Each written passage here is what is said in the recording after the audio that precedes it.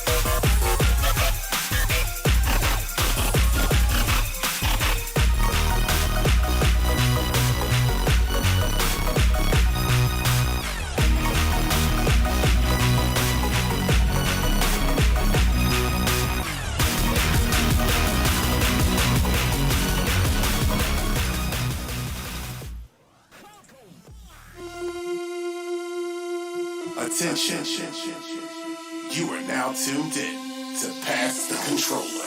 Game on. Round table, show me your moves. How these moves get good and get in the groove. Gears of war like Sonic hop in the tuck.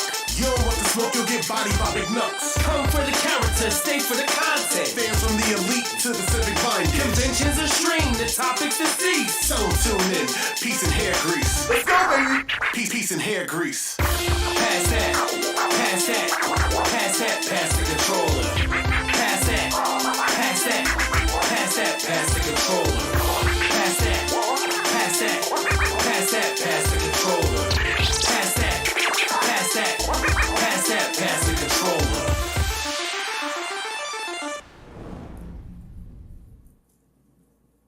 And we are officially back in business. What is up, everybody? Welcome to another episode of Pass the Controller. That's right, man. We got a busy few weeks. We're gonna talk about that seriously. I know most of y'all seen us live.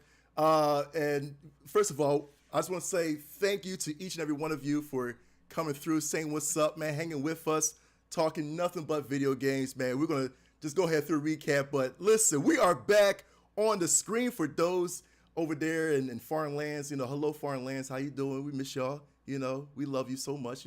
Hope y'all playing those games good. You know what I'm saying? You know who this is, man. My name is MCKNUX. For all of y'all out there, man, listen, you know who this is. But before we get to the news and the headlines, we got to go through the core group today. And of course, ladies first, man, because this is her first official appearance, or not really first official appearance, her first official show, really co-hosting with all of us, man. First of all, we got to do ladies first, man. So, of course, to my left, I guess, as far as computer goes, man, to my left is the princess. You cannot, you gotta save her in another castle, man. Like, seriously, she's not in this castle, Mario. She's in another castle and all that too. She is the next Samus Aran, the Lara Croft, I don't know, do you got any other protagonists, ladies? Zelda? Zelda, Princess Zelda, all that good stuff. Ladies and gentlemen, Miss Luna Chibi Fox. How you doing, Luna? I'm a princess. I'm a princess. Oh my God. I'm official now, mama. You are official. You are official. I'm official. What's up, guys? It is your girl, Alexa Luna Chibi Fox Trotter, coming at you. It is my first official show as a new member of Pass the Controller. I'm excited. I'm happy. I'm a princess. It's about time, too. It's about time we got you in. Listen, I'm just so happy to have you here. We all happy to have you here. Luna, so, listen, that's what I'm saying. Happy to be here. Oh, absolutely. It just gives a lot of flair to the show. But of course, man, we talk about flair. We always talk about these two guys as well, too, man. Not just us, man, but these two guys. First of all, this guy right below you, Luna, is the man that is always with the cheat codes. This man goes with the trophies, everything. My man is a perfectionist. We can't stand him because gold, bronze, silver. I mean, listen, he's not going to finish a game until he gets that last little bit of trophy and achievement 100%. And it's I don't know how his head is so big, man. I don't know how he can contain all that. The true completionist. Shout out to you, Gerard. We love you. My man, Brian CIVICMINDED Lessig. What's up, Civic? What's going on, man? Ooh, what's going on, man? Guilty as charged on the completionist thing. Yeah, you definitely completionist. I am guilty as charged, and I'll take that. I'll take that and run with it. Yeah. It's CIVICMINDED, fresh off the summer PTC tour. Mm-hmm. Man, we've been out and about, man, seeing lots of people out there. We've been doing a lot of live shows. We're going to be doing a recap of that here in the coming hour here. Lots to talk about, lots of fun things, lots of announcements going on. Yeah, man, it's been a blast. This summer's been crazy so far. Lots of things to get to. But before we even start with that, we got to save the best for last. The man with the master plan, the man of the hour, the former pro wrestler, the U.S. Marine, baby, Semper Fi, do or die, gung ho. My man right here, this guy, the #1 cosplayer in the world, Eric, the only smoke. Brand. Yeah. Yo, what's going on, guys? Yeah, I am back. I had to take some time and do some movie stuff and all. I couldn't be on the full tour. I was on part of the tour. Then I had to take a little dive, but I knew that all these great hosts, my co-hosts, could hold it down at any time. When you don't see one, 4 will rise up. It's like we're like Hydra. For your Hydra. Nice. You take one out, 5 more will enter. But no, on the real, everybody's been talking about PTC all over the place. I've been hearing nothing but great things on Twitter and everything. Everybody's like, yo, man, PTC Nation, man, they hitting hard. They non-stop and on. I'm like, yeah, I know. That's how we do. That's how we do. We got a lot of great things coming up. We're missing someone else from our crew. Just like I had to step, and take care of business. Our other main man, our boy, the one and only Nick, as I like to call him, Nick, Nick the intern. We want to give him a shout out. He can't be with us tonight, but he will be back. He will be back full stream with us coming up in the next month. So again, I want to thank everybody for showing the love and support to PTC Nation, to Knuckles, Civ, Luna, Nick, myself, and we got a great show tonight. I can't wait for us to talk about what we got going on. Nux. Yo, man, and just to piggyback off it, seriously, dude, the love that everybody showed us, man, these past 3 events, man, it was pretty cool. Seriously, it was pretty cool to meet a lot of the fans, to interact with one another and all that too. And just like I said, we have so many people that didn't know about us, man, that was like, listen, I'm a brand new fan now, man. And I was like, we appreciate that, seriously. And again, it just gets so much better as the years go on, man. This is we're celebrating our 4th year anniversary. Our 4th year anniversary was July. I forgot the July something. I forgot what I sent the date. July 2nd, right? July 2nd. Was it July 2nd? It was July 2nd. I'm mad that Luna knew about it better than I did. I'm a fan. Listen, so we celebrate, we just got off of our falling out of chairs, right? My favorite episode. Oh my God! I wish we could do a recap and just be no, my God! No, we don't. Just show the instant replay. Man. Take a look at. Next thing they're gonna throw that in the intro for every PTC intro. It should be. Oh my God. Yo. It's time, mud up, baby. Dude. I think that's like season 2, man. Like seriously, I had to do my mark. I hate y'all, man. I hate y'all, man. Come on. Nah, well, we listen, 4 years really though, 4 years. And yeah. I mean, it's like from where we once was, you know what I mean, just to like, 3, bulls in the basement, man, of mom's crib and all that too. You know what I mean? We outlasted the Stadia. We did outlast the Stadia, man. We did outlast the Stadia. How about that, man? What was that other thing you were into, Mark? There was something else I was into that day. It was the other thing you were into. We were like, it was like all dead. I forgot, man. You know what? Apple Arcade was the other one. Was Apple Arcade? And Apple Arcade's still going strong, to be honest with you. Apple Arcade was like thriving. You know what I'm saying? But man, we really lasted longer than the Stadia, man. Which actually, that's breaking news. They debunked the rumors. They say that's false. We're not going away. So hopefully, I don't know. So maybe we haven't outlasted them yet. Yeah, not yet. Too early. Not yet. Not too early to tell. Yeah, right. But I mean, they're still trash anyway, man. I told you, Civ, earlier that I don't know where my Stadia is at, man. It's somewhere in this crib. You know what I mean? It's collecting dust, so it's horrible. You know. Wait, didn't you talk about how much you love that? No, I did not. I didn't talk about how I love that. I remember you saying you loved it.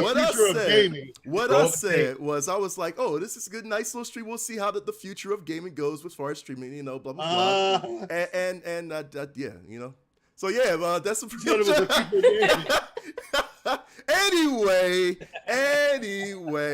we're gonna definitely always get back to the running. Cause seriously, man, it's been such a long time. We always do we've been doing 3 live shows since the last show, to be honest with you. So we're gonna get back into the groove of things and talk about the games we have played. And of course, man, we always got to do ladies first, man. To Miss Luna Chibi Fox, what have you been playing so far? This is a lot of Luna going first, and I'm not okay with this. So, we all know I love my cat games. And the 19th, a very special game, very near and dear to my heart, came out. Stray. Yes. By Annapurna Interactive. I love this game. Dude, oh my goodness. God. Me and you both. It's amazing. Yeah, well, you finished it. I'm taking my time. I don't care. It's beautiful. It's so beautiful. Annapurna's games are always gorgeous. Like, the graphics are amazing. The story is heartfelt. It hits. It hit me deep in my heart. The very first, 2.5 hours that I streamed and played this game. I love it. So, as far as the visuals, man, because first of all, the whole world looks clean, Luna. Tell me, how do you feel about the controls and everything? Is the controls good to you? Are you able to? So I play on PlayStation, and I have absolutely no problems. It's honestly the new, the whole press F to pay respects. Right. This is now press circle to meow. Yes, it's yo. It's the new. Oh my God, true, dude. Just gonna start texting people circle. What are you doing? Meow. That's it. Meow. Meow. Meow. Dude, what's so funny too? Because like I said, me and you was playing at the same time. I thought the function of meowing was it was all cute and everything too. It is, but it's also super important because you have the enemy, the Zerks, the bacteria, the flesh-eating bacteria, and when you meow, it lures them to a certain spot. So you can call them over and then run, and they'll go to that spot that you meowed first before they go to where you actually are. So it's really important, and it's a really strategic game. Facts. This is too adorable. It is. The whole beginning 5-minute sequence where you're just learning how to play and you're just playing with the other cats. I love it here. Dude, I never want to leave. First of all, you can scratch a freaking tree. I'm just so yes, bro. You can scratch the tree. You can scratch doors. You can scratch the rugs. Just I'm a cat. I'm gonna tear everything up. Dude, I love this game. It's so great. And of course, y'all know how I talk about Annapurna so much. You know what I mean? First of all, this is, to be honest with you, I mean, we're going to get into Game of the Year. I feel like this is. Honestly, I would put this up as a contender. Yeah. It's a contender. Yeah. Sure. This is beautiful. I would. This is beautiful. It's in the mix. It's in the Meow mix. Yeah, it's in the Meow mix. You know what's so cool too, because I know like this made actually I'm gonna say this Civic and Smoke, this is definitely your game as well too, because I compared this game later on, like Luna's gonna learn later on, like she's gonna she's still playing it and all that too, but I compared this game to, there's some elements of Metal Gear in this game. That's all I'm gonna say. I started to see feel that like already. it's like a mix of Metal Gear and even a little bit of Last of Us. Yes, It's definitely a lot of Last of Us. Yeah, you're gonna see certain elements of Metal Gear. It's like, oh snap, this is actually I gotta do this. I gotta, because everybody in my chat was like, oh, this is Meow Gear, like playing puns and all that crap. Meow Gear. Meow Gear, like this is crazy because it's basically what it is, But this. Listen, I will say this just to add to the cuteness level, because why not? There's a certain part like when you can press triangle to like also interact along with X. So triangle will let you drink some water, it'll let you sleep, it'll let you rub up against the companion's legs. Right. When you do certain actions, especially if you playing on PlayStation, you purr. Yes. And you can hear the purring through the controller. And I freaked out. I told my chat it's worth the $30 just for that. Oh, facts. I lifted my controller up to my ear and up to the mic. It's like, he's purring. Can you hear the purring right now? It's worth it. Dude, and when you have good headsets too, like seriously, and you feel the purr, dude, it shivers you, because I'm like, oh my God, like I miss my cat now, dude, like for real, It like, does. this is so freaking awesome, man. Honestly, Luna, I would say like give us a rating like out of 10, but we can say like honestly, dude, like to me, this is always a 10. It's a 10. Yeah, this is definitely worth it. This is pretty much a one playthrough in a sense, but which is good because it already has replayability, and I haven't even finished the game yet. Yes. And now with a lot of these people are, if you're playing on PC too, like everybody has like certain mods as well too. So you can play as, I've seen somebody play as Garfield, which is hilarious, dude. I just saw today a Spyro mod. A Spyro the Dragon. So like once I finish on PlayStation, I'm gonna get it on PC and I'm gonna get the Spyro mod. Do it. It's a done deal. Do it, seriously. But yeah, that game was amazing, seriously. So if you haven't played Stray yet, please definitely go play Stray. And again, this is the never. I hope Annapurna made another banger. Yeah, that's all I can say, man. Like they're doing their thing. So like I'm so proud to be a fanboy. Seriously, I think we all proud to be a fan. But yeah, so that's definitely one game. So Eric, I got you, Luna, I got you. Yes.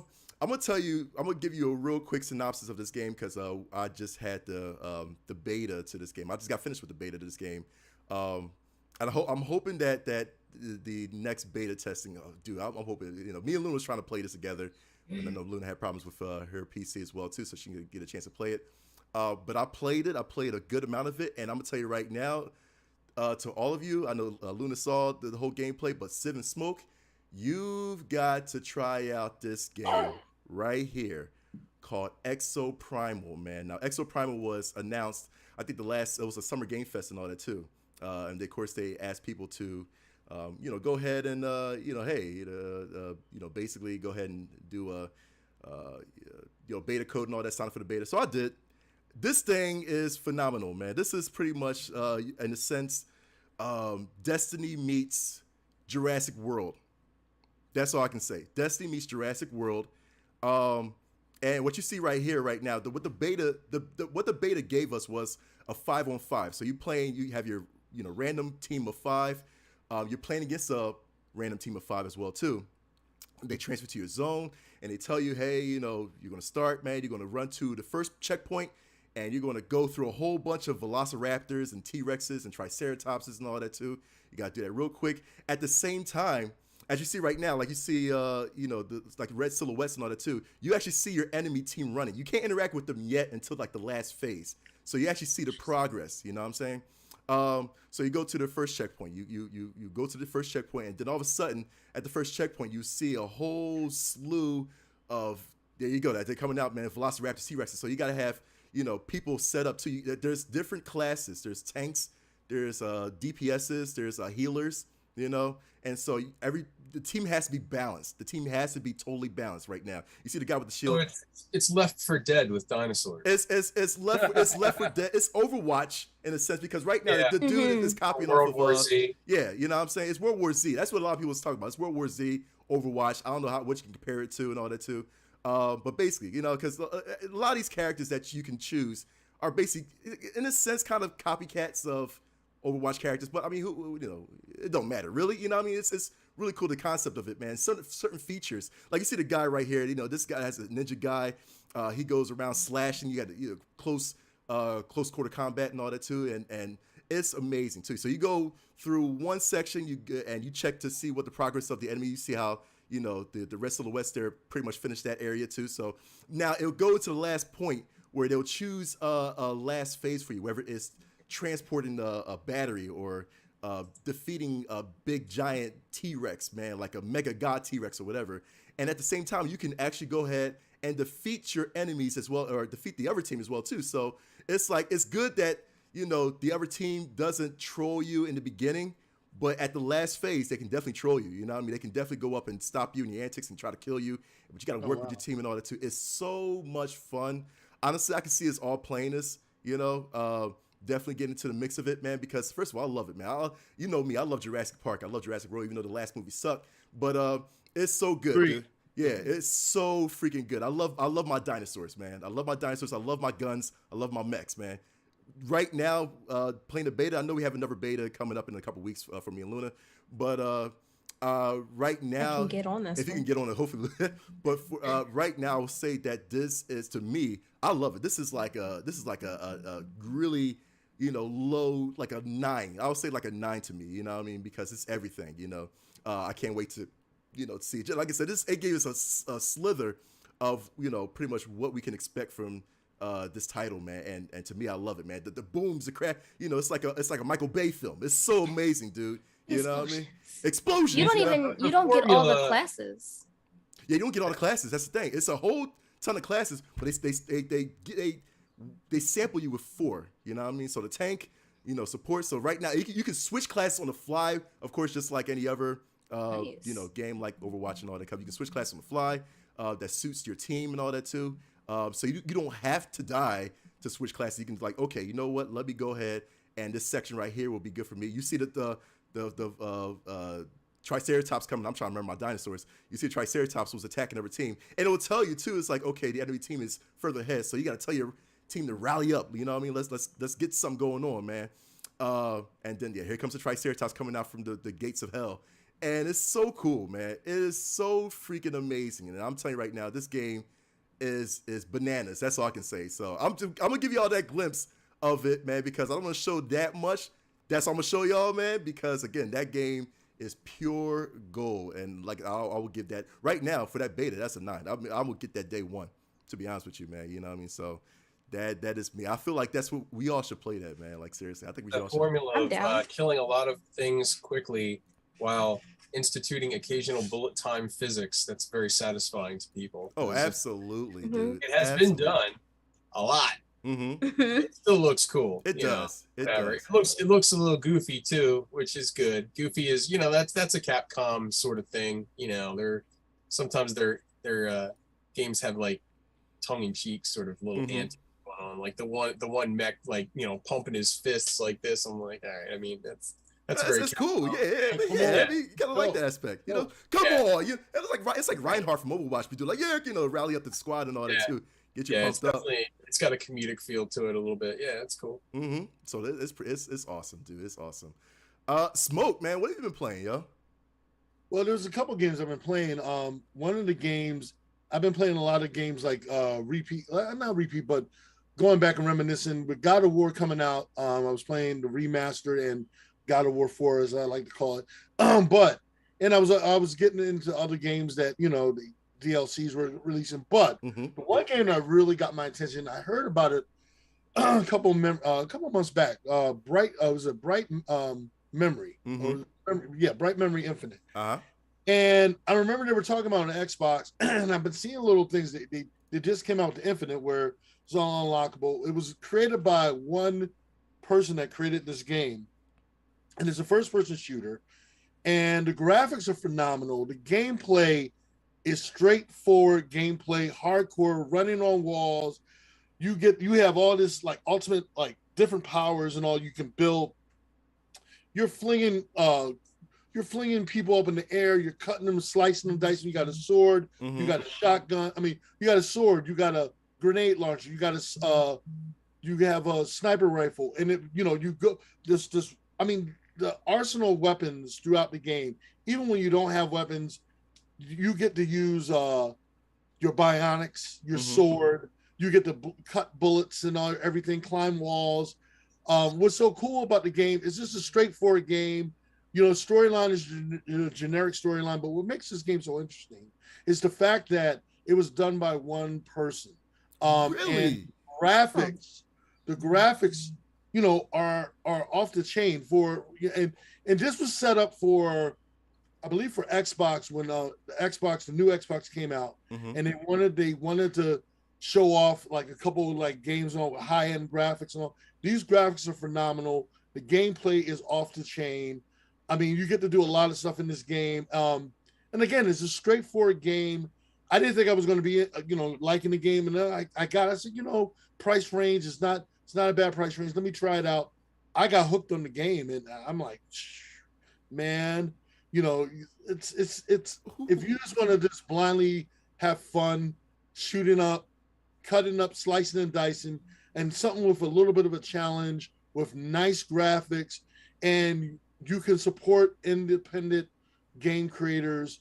This is the game right here. Bright Memory Infinite is the game to try out. Oh, I gotta save this. I'm in. Yeah. Yes. And you get to change, from everything. The Infinite, when it first came out, it was limited on certain things, but with the Infinite, you get to change your character's look, from her weapons to her arsenal. Like I said, again, the game is like I said, you get to run on walls, and it's nothing too hard. It's not too complex. It's not going to hurt your brain. It's just, you want to get up, shoot with a good straight up forward storyline where the graphics are high end. You get to run, scale walls. You get to throw your enemy up in the air, hold them up in midair, slice and dice them, and all. And still, you get an. I mean, and they're not going to go easy on you. They're throwing waves of people at you and all with guns and everything. You're sniping them out and all, but it's a lot of fun. It's a lot of fun. Oh, dude, really? Because I'm like, man, there's so much going on, but I love it at the same time, man. For real. It gives me Destiny Warframe vibes. It's very much like if Metal Gear Rising Revengeance meets like Bionic Commando, and it was a first-person shooter, because it doesn't get to the part yet where you actually do have like a leash that you can like grapple onto stuff. I'm playing it too, by the way. Okay. I got so into it, I beat it in like one playthrough, like one session. Nice. Jeez, dude. Right. Jeez. Okay, I'm sold. Like dude. It's gonna be a day for me. It's one single Chinese developer who like they built it on Unreal Engine 4, and it plays exceptionally well. It's 120 frames per second too. It's like a high performance game. It does have racing. It's really good. It just shows you like how one person can make a game so good. And I assume they did. I guess they did the localization. I guess they did the music, everything. I guess I don't know, but I mean, like it's really pretty astounding when you're sitting there playing it. You're like, it probably could use a little bit of polish in some spots, but like I have no major complaints about it. It's pretty cool. And I think that's what drew me into the game. I love the fact that when you have an independent game designer, it's all one person, and they put out something like that. I have to support that. I want to, especially where they make it accessible, easy to play. It's not going to break your pockets. Don't get me wrong. There are certain games out there that I don't mind trying out and trying to, I don't mind dishing out a little bit of money if it means like Callisto Protocol. It's going to be worth every cent. Right. Certain games, I'm not going to be upset about paying a little bit more, as long as you give me what I pay for. This game was very inexpensive, but what you're getting is almost AAA quality as far as graphics and everything else. And I think that's what drew me more than anything, because I love seeing stuff like that, especially when it's one person. Yeah. And you don't have all these other, it's saying a lot. It's saying a lot. And so I got to support someone like that. Yeah, it's a good point, man. Because you said it was like one person. I was like, how? I was like, this got to be like a whole team, man. Like seriously, everything. And I mean, that was the thing when they talked about this game. I was like, oh, this is another first-person shooter, and this is like a couple months later, and I'm like, you know what? Wait, I didn't know it was one person. Right. And I'm like, oh, the price is right. They're not asking for a lot. You know what? Because on Xbox it was $7.99, and then Infinite, I think, was almost $20. On PlayStation Network is $20 or $17. Okay. And so it's worth it. It's worth it. Now, the one thing I will say, and I'm just going to throw this in as a what do you call it? As a, I don't know. You might as well say it's a. I'm gonna give it a little notoriety. Is now when Saints Row was announced, the new Saints Row game was announced. Right. I was a hardcore like Civ. We were hardcore fans of the Saints Row series. But I was skeptical about this new one. I was kind of like, I don't know, and all that. Didn't care about it was a female lead. I didn't care about any of that. They gave us a chance to download the demo, to customize your character before the game comes out. Not only you get to customize, but man, you can come up with some of the most creative characters, as well as spot on. I mean, look, not for nothing, and I'm glad we're in the era that we're in, where we can have top notch games where the quality is getting better and better each year, and everything else. But man, some of these creations I've seen with other people, like I created myself and a couple other. Hell, I'm thinking about creating all of us. On the GP, like Civ, you, like all five of us. But what's so funny, they look just like the cat. It looks just like me. Right. I cannot wait to try the game out, and I'm like, oh God, please don't look like me in the game. But that's one of the things that drew me in. I ended up pre-ordering it. I can't believe it. I was telling Civ the other day, I said, yeah, I pre-ordered it. I'm like, but Callisto Protocol is one thing, but I'm like, yeah, I pre-ordered that. And I'm like, whoa, whoever thought. So, and here's the thing, like, games like Callisto Protocol, it's going to be a hit. I rather download the digital and then still have to physical copy. I'm crazy. Certain games I'm going to want to own, but I wanted to give. I'm hoping I don't regret it. I hope I don't have another cyberpunk moment ordering the game and kicking myself later. Like, God darn it! No, but yeah, I had to throw my 2 cents in about that, but.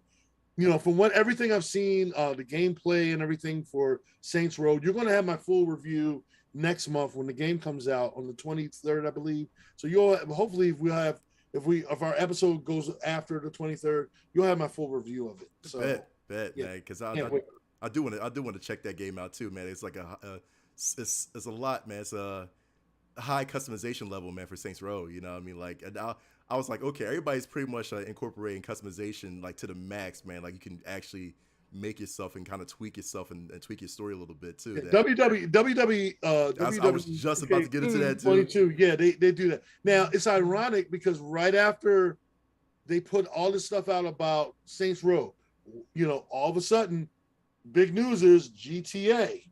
All of a sudden, GTA is all of a sudden, oh yeah, we're coming out with our game soon, and we're gonna do this. And I'm like, after how many years, man, we've been freaking spoiled with the GTA 5 and all that, and all the DLCs and the casinos and all that kind of crap, dude. It took Saints Row for them to wake up and say, oh crap, oh wait, this is what everybody wants. Oh, let's start making false promises now. False promises. False promises. I mean, yeah, you ain't lying, yo.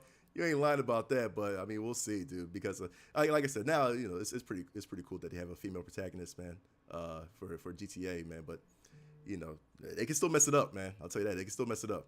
Yeah, for real. But Bright Memory Infinite, man, that game looks phenomenal, dude. Like seriously, I'm definitely going to actually save that and play that at another time, man, because that looks so clean. But one person, how we do. I added it to my wish list already. Oh, dude. Yeah. You know how we do. We always support, man, like indie devs, man. One person, we got to show a lot of support, man, to that guy, like for real. Civ, what have you been playing these days, Civ? So before Ragnarok comes out, I'm replaying through the entire God of War series. Okay. From the very first one. The very first one on PS2. Wow. So that's what I'm on now. Wow. And I'm playing through them in chronological order. So the the order that they take place in the mythology itself. So I'm playing Good through luck. the You're playing the PS PSP versions too? the PSP everything. Oh wow. Yeah. Chains of Sparta or Olympus or whatever, the whole thing, every single game. So I'm doing them all. And I'm trying to run through as quickly as I can. I have to say, man, no disrespect to these games, but they are now feeling kind of dated, the older ones. Yeah. The biggest reason is, I mean, they play great. They're still fun. The sound is amazing. The quality, the ingenuity of what they could do on the PS2. The problem I have, though, and the one drawback is that you forget that this thing has a locked camera angle. So you can't really like look around. You can't, there's no like function to the R3 button or, like the R stick, the right analog. You can't, like, you can't look around. You're very like locked in place. It's almost like Metal Gear, the first Metal Gear, how it's like, yeah, you're in a 3D environment, but you can't really like freely navigate around it, like look around it. It's kind of tough sometimes. So occasionally, you're doing like some of these puzzle aspects, or you're in like deep combat and there's like enemies off screen. You don't see them, but they're still lighting you up, or, you have a bad angle on a jump that you have to make or something like that. It's kind of tough, but it just harkens back to like an earlier era of gaming where it's like we didn't have those luxuries. So, I mean, it's such a minor criticism, but man, this game is still so phenomenal. It's so fun. Yeah, like I said, I'm kind of like to the end of my run at this point on this one. Then it's on to God of War 2. But yeah, I'm going through the entire thing. The one other thing I think is kind of funny, it's not really a criticism, but it's just something you can't help but to notice, is like Kratos's powers and his weaknesses are somewhat like inconsistent throughout the series. Sometimes the dude can like, fall from outer space onto the ground and he's fine. Right. Other times he gets hit with an arrow and dies. And I'm like, all right, wait, like he's I never really kind of understand like exactly how strong or durable he is, like canonically speaking, like how like he's not really a god, but he is a god. He kind of becomes a god, but then he's sort of weak to certain things. And it's just funny how they write the character sometimes. So I'm just kind of like going through, I want to like sort of like reabsorb the whole thing and just flesh it out. But it looks cool, and Ragnarok looks amazing. So I'm getting back up for that. So hopefully I want to run through all these games, like I want to say probably within a month or two, and then get ready. And then when Ragnarok drops, it's on to that one. So yeah. Right. That's understandable. Yeah. Every time when I hear Ragnarok, I just want to say right. Now, can I ask any of you all? Have any of you all played the Multiverse yet? The Multiverse game? Not yet. I'm really thinking about getting it, because now they're going to add Rick and Morty. I heard Samurai Jack is going to be possibly added on. Was that the one that was free? Was that the free? Yes. I have it, but I haven't really played it. But I heard it's really. Yeah. So I did a tad bit gameplay of it earlier, just sitting and see how the game was and all that too. Okay. And so they're right. Bugs Bunny is broken. You can use Bugs Bunny and then just go ham, and they're going to nerf Bugs Bunny later on. Did they add on? Did they keep funny. They keep the Tom and Jerry voice? I heard the Tom and Jerry the old school voice screams and all that. They kept them in, like from the cartoon and all. Yeah. Is that? Did they? Yeah, I think they did. That's they did. As far as, so it's pretty cool. It's pretty cool how they have like the actual, I guess. I want to play it now just for that. I guess the actual OGs, like the OG voices that you want to say, or the sounds all that too, just implemented to the game. So kind of it's going to hit the nostalgia, man, and all that too. But so it's like Mel Blanc doing Bugs Bunny. Yeah, I believe they have Mel Blanc as Bugs Bunny. I mean, it's pretty much Bugs Bunny. You know what I mean? Like seriously. And of course they want to have LeBron James, but who cares? But right. LeBron James is part of the freaking multiverse and all that WB multiverse. But yeah. So a little bit of it, man. Bugs Bunny's broken, but I heard Taz was an overpowered character too, wasn't he? I don't think Taz was overpowered. Not like a lot of people was using Taz like that.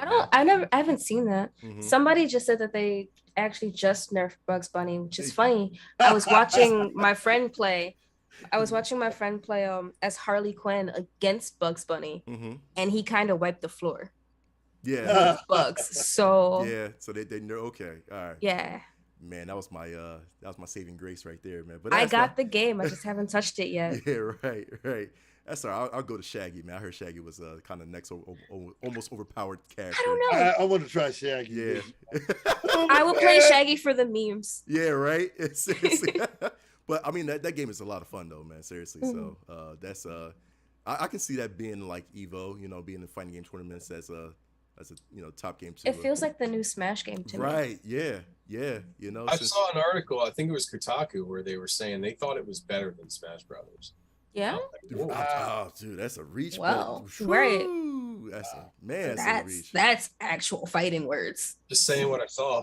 Seriously, man. I don't know about that, but hey, listen. I mean, I can see the potential going like later down the years, you know, or later down the line. Maybe next year if they add more people, like if they do the same formula like Smash, just keep adding characters and all that too. Like, oh, let's add, the dude from 24 or some like live action. They need to put in, what was it, or cousin Picos or whatever. Remember Jerry the mouse, his cousin. Country music. I know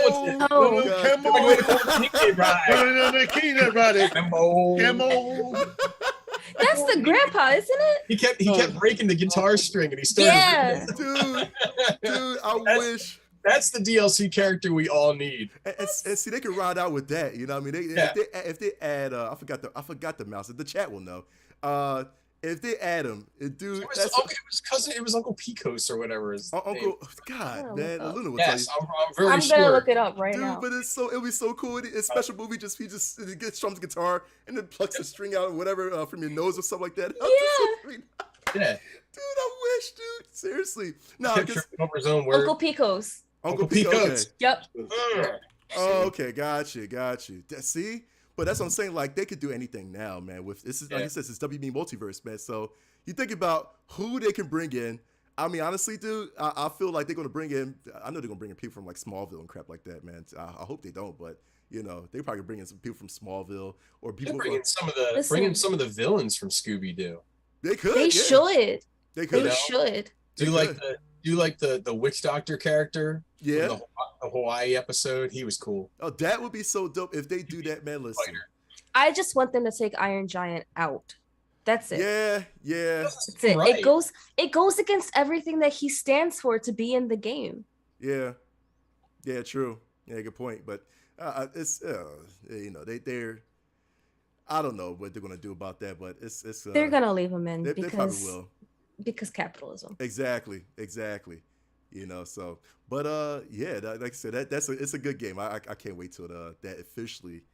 I think it doesn't come out. I think it's officially out though. Isn't it? I believe it's officially out now, man. So I think everybody's pretty much going ham on it now, man. I think we got like a lot of betas. Beta codes was like flying off the shelves, man. So that's how I was able to play it. Twitch had a drop for it. Yeah. You could get like a couple days free while it was still in the last days of beta. Right. So, basically, like I said, that's just to warm everybody up, man. But I think it's going to topple Smash Brothers later on, probably by next year or something like that, man. Because I feel like I don't know, it's a reach, but I feel like it's, since Smash is not updated now, man. I feel like the new flavor is multiverse, so everybody want to be Batman and all that kind of good stuff, man. Listen, WB, if you listening right now, could you bring in Buffy the Vampire Slayer? That's all I'm saying, man. Like seriously. Bring in Nightwing and Batgirl. That's all I want. Yes. All you girls are Nightwing because of the booty. You want Nightwing to show his booty? That's exactly. All. If they're gonna do the WB thing, why don't they bring in? Remember, like Mr. Cooper, like bring in like some of the elements That's of. Right. Yes. They own all. Remember the WB of like the mid '90s where they had all those like they had their own like. The whole like after school. I know they're gonna get the WB frog probably. They have to. Hello, my baby. Hello, my darling. Hello, my ragtime girl. We're gonna probably do that. And then interestingly, WB is also affiliated with Mortal Kombat, so they could technically could Mortal Kombat characters. That'll be another game. That'll be like Multiverse X Mortal Kombat or something like that. You know what I mean? They did the same thing for Mortal Kombat VDC. Right. Yeah. You know, so they my could do favorite that. Mortal Kombat They could game, do that. by the way. But you know what, Civ? You brought a good point because it's like, oh, look at the comedies now, man. The Wayne, they could add the Wayans brothers in there, man. Yeah. You know what I mean? They could add the Wayans brothers. They could add who's that? Get a that kid? tag team. Yo, who's that kid from a Smart Guy? Remember the little kid? TJ. TJ, there you go. Oh my god. Yeah, TJ, dude. Dude, I wish now, dude. Listen, we giving the freaking multiverse a whole bunch of ideas, man. See, now invest in this game. Like, they could do that because that's their IP. You know what I'm saying? They could actually do that, yo. Or the Jamie Foxx show. I mean, if the Jamie Foxx is in the game, I'll be screaming, man. Like, seriously, dude. You know. Listen, bring in Gilmore Girls. Nah, don't bring in Gilmore Girls. But still, man, it's maybe not Gilmore Girls. Maybe not Gilmore Girls, but listen. But it was drama. And where there's drama, there are fights. True. Yeah, good point. Absolutely. So, holy crap, man. That's but you know, but going back to like Civ, going back to what you was talking about, God of War series and all that too. I had to definitely go through the series chronological order as well too, man. So I got to figure out, you know, which was first and all that too. So if you give me the list of like the chronological series, you know what I mean, or the series in chronological order, yeah, you know, I'm playing them all except for the one that was the mobile game. I'm not doing that. Yeah. So I don't even think that that's canon, but all the other ones I'm playing. Right. Fair. Yeah. I feel that's understandable. Ripping right through them, man. That's understandable. Well, that's been what we've been playing so far, man. And then, like I said, it's just good to get back into, you know, just sitting back and just relaxing, playing video games. But let me know, and especially for you guys in the chat, what you've been playing so far. You know, what games that we need to keep an eye out on. Let us know. Like I said, we'll definitely keep a list. And you know, if the game is hit or miss, man, we'll definitely call you out, man. So just warning y'all, like for real. This past few weeks, man, we've been so busy as a group. We've been first of all, for those that seen us live, we want to thank you for actually coming out to a lot of our shows that we've been invited to. We just want to do a little quick recap of everything that we've been to. Like the first show that we went to was Too Many Games, right? So we went to Too Many Games, which is, of course, it's in Oaks, PA. That was early July, I believe. Luna, was that early July? I think that was June. It was the end of June. End of June. Yep. So end of June. It first of all, that was probably the most nervous convention for me. For all of us, dude. Yeah, seriously. Nah, because it was like Smoke, you was nervous too. Speak on. It was my first one. You better, Mark, stop that now. Stop that. You were like, oh my God, what a minute. I'm like, all right, Mark, you're gonna be on the stage here. You're gonna handle it. You're like, oh my God, what do I say? How do I say it? Do I say hello? Do I say hi? No, oh my God, it was for most of us. It was like, all right, so to talk about Too Many Games real quick, right? Of course we had a table there, man. Our shout out to Civ for setting up the table, man. Immaculate, cause my man is when he puts out the panel or the tables and all that in cons, dude, you cannot miss us. Like seriously, man. You'll see our big faces, our big heads on the banner, cause you'll see our beautiful banner on the table and all that too, and the couple TVs blasting those beautiful retro games and all that. shaking his booty and all. Exactly. That's what I do for the people. You know what I mean? So, but other than that, like I said, it was just cool. Like interacting with the crowd there. I feel like the main highlight was, of course, just doing those couple panels. We got a chance to moderate a couple panels, and of course, we definitely want to talk about that. Our first moderated panel was with Keith Silverstein. With the voice actor Keith Silverstein. Now, if you don't know who Keith Silverstein is, you better find out. Like seriously, that dude is a man of a million voices. To me, like I said, the most recent will probably be he's Torbjorn from Overwatch for sure. He's Torbjorn. Of course, me being in the Sonic community, he is Vector the Crocodile. So that's what got close to me. So me and Smoke had the privilege of speaking to Keith Silverstein, and first of all, dude, Smoke, how Keith is that dude? Like seriously, Keith He was so laid back, easy going. Like again, Mark, you were great because all you did was throw him a question, and he was just like running with it. Mm-hmm. And the questions you asked were they weren't run of the mill standard questions, and that was the cool thing for a first time. Like you've done this before, we've all done this before, but you know, I think for you it was a little bit, you know, because you're doing it on a larger scale, and, you know, and you know, you ran with the ball, man, and you asked some great. I mean, you know, I threw my questions out there, but you asked the really good questions that weren't general questions for him, which made him more engaged with the audience, more engaged, just being able to talk and open up. Because he even said, man, that's a good question. You know, no one's asked me that. And I think that's what, for any interview we do, or any interview you do, is asking those questions that people normally don't ask. Right. And I don't mean, oh, when you were doing the voice, how did you feel when you were on the cliff? I'm talking about, you were talking not only about his career, but just how he approaches things as a professional. Right. And I think that that's what really hit the nose on the, and to get his perspective. Like he had a lot of perspective on not just voice acting, but certain characters. And like he said, some of the characters he understands it's a job he does. But there were certain characters that he holds close to his heart, which I thought was awesome. You know, so funny spoke because, and again, this is me like being like you know, tapping into our media, you know, side and all that too. Because there was one question that I wanted to fish out of him so badly, because I'm like, you know, especially with the light of like the Sonic movies and all that too. And I was like, okay, with the Sonic movies coming out, and I was trying to get a good reaction or something like that. He wouldn't give me nothing. So I was telling him, I was like, listen, you know, Vector, possibility, like, you know, Vector's character could be in like Sonic 3 or Sonic 4, you know, has the director hit you up and all that too. He gave me one of those, you know how celebrities will give you those, you know, kind of answers that it's like, it's not a yes or a no, you know what I mean? So it's like, dude, give me something, man, you know? And I told her, like I was telling the crowd, I was like, hey, listen, you know, if it's possible, let's hit up the director, Jeff Fowler, and say, hey, could you go hit up Keith Silverstein as a voice for Vector in the upcoming Sonic movie, like for real, you know? But that was interesting too, because I was like, nah, you know what? I had to like, you know, deviate from the questions a little bit, man, that I wanted to ask originally. And I was like, I wanted to see, you know, I just want to get something, like something risky, you know what I mean? I'm like, yo, are you going to be in an upcoming Sonic movie, you know what I mean? Did they actually like tap you, you know what I mean? Or give you a nod or something like that, man? Like, let me know. That dude in celebrity fashion says, well, you know, I appreciate I appreciate like the voice actors, and actresses and all that too. And, you know, they give people a chance and all that too. I was like, as he should. Yeah. And in my mind, I'm like, I didn't ask you that. I'm asking, did they tap you? Did they tap you too? Like, seriously, I want to know, did they, because I would love, like, dude, he does Vector, like he's the voice of Vector. I don't think nobody can match his, you know, his degree of voice acting. I mean, but I like how he did do some of the characters on stage.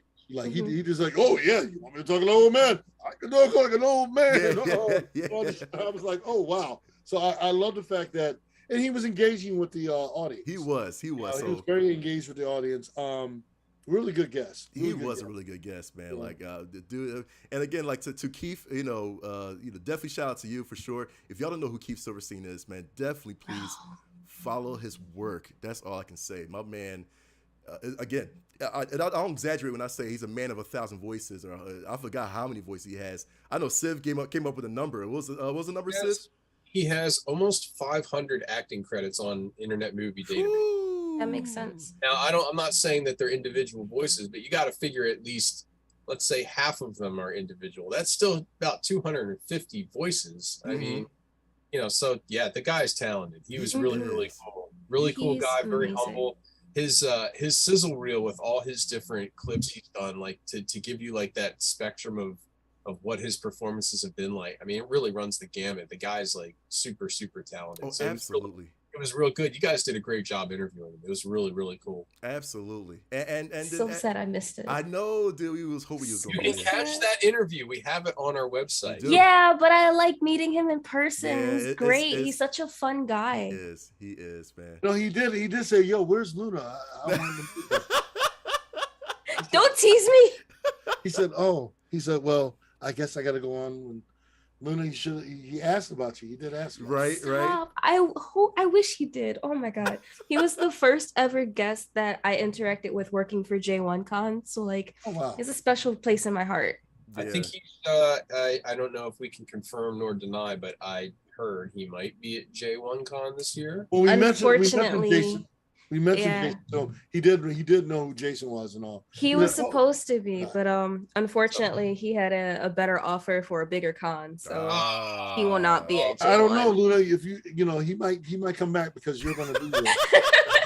He might say, "Wait a second, Luna's going to be there." Just slide into his Instagram DMs, like, "Hey Keith, remember me?" All those strings. Luna's going to be there. He's like, "Maybe I might come." Oh man, I can work around my schedule. But you know, even at Too Many Games, there was also Civic and of course Nick, our intern, was had the privilege of doing Magic the Gathering panel, man. Now, Civ, talk us about that, man. How was the panel, man? It was cool. It was one of the later night ones. I think we did Saturday night, and it was their main like headlining panel for that evening, and it was initially supposed to be 5 professional Magic the Gathering players / influencers, but only 4 of them were able to join. I think one of them illness or something. I don't know.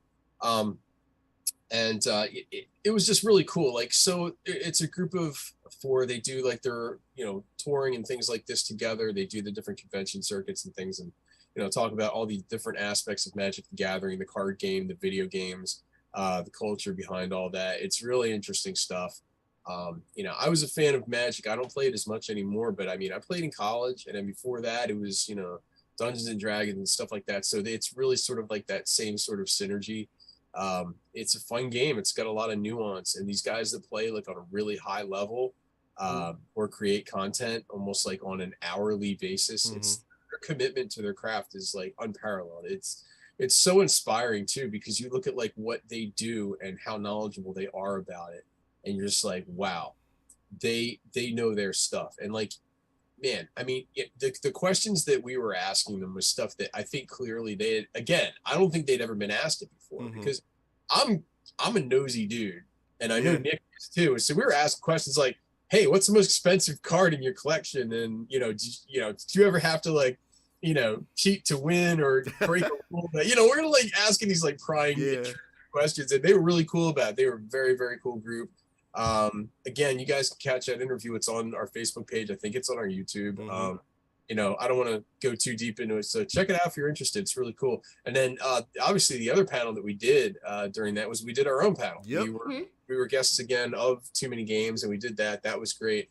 And then not more than 2 weeks later, we were at another convention. We were at ECGX, East Coast Gaming Expo. Gaming Expo, yep. Man, that was a blast. That was my first time at that one, and I gotta say, that was freaking fun. Wasn't it fun, dude? Yep.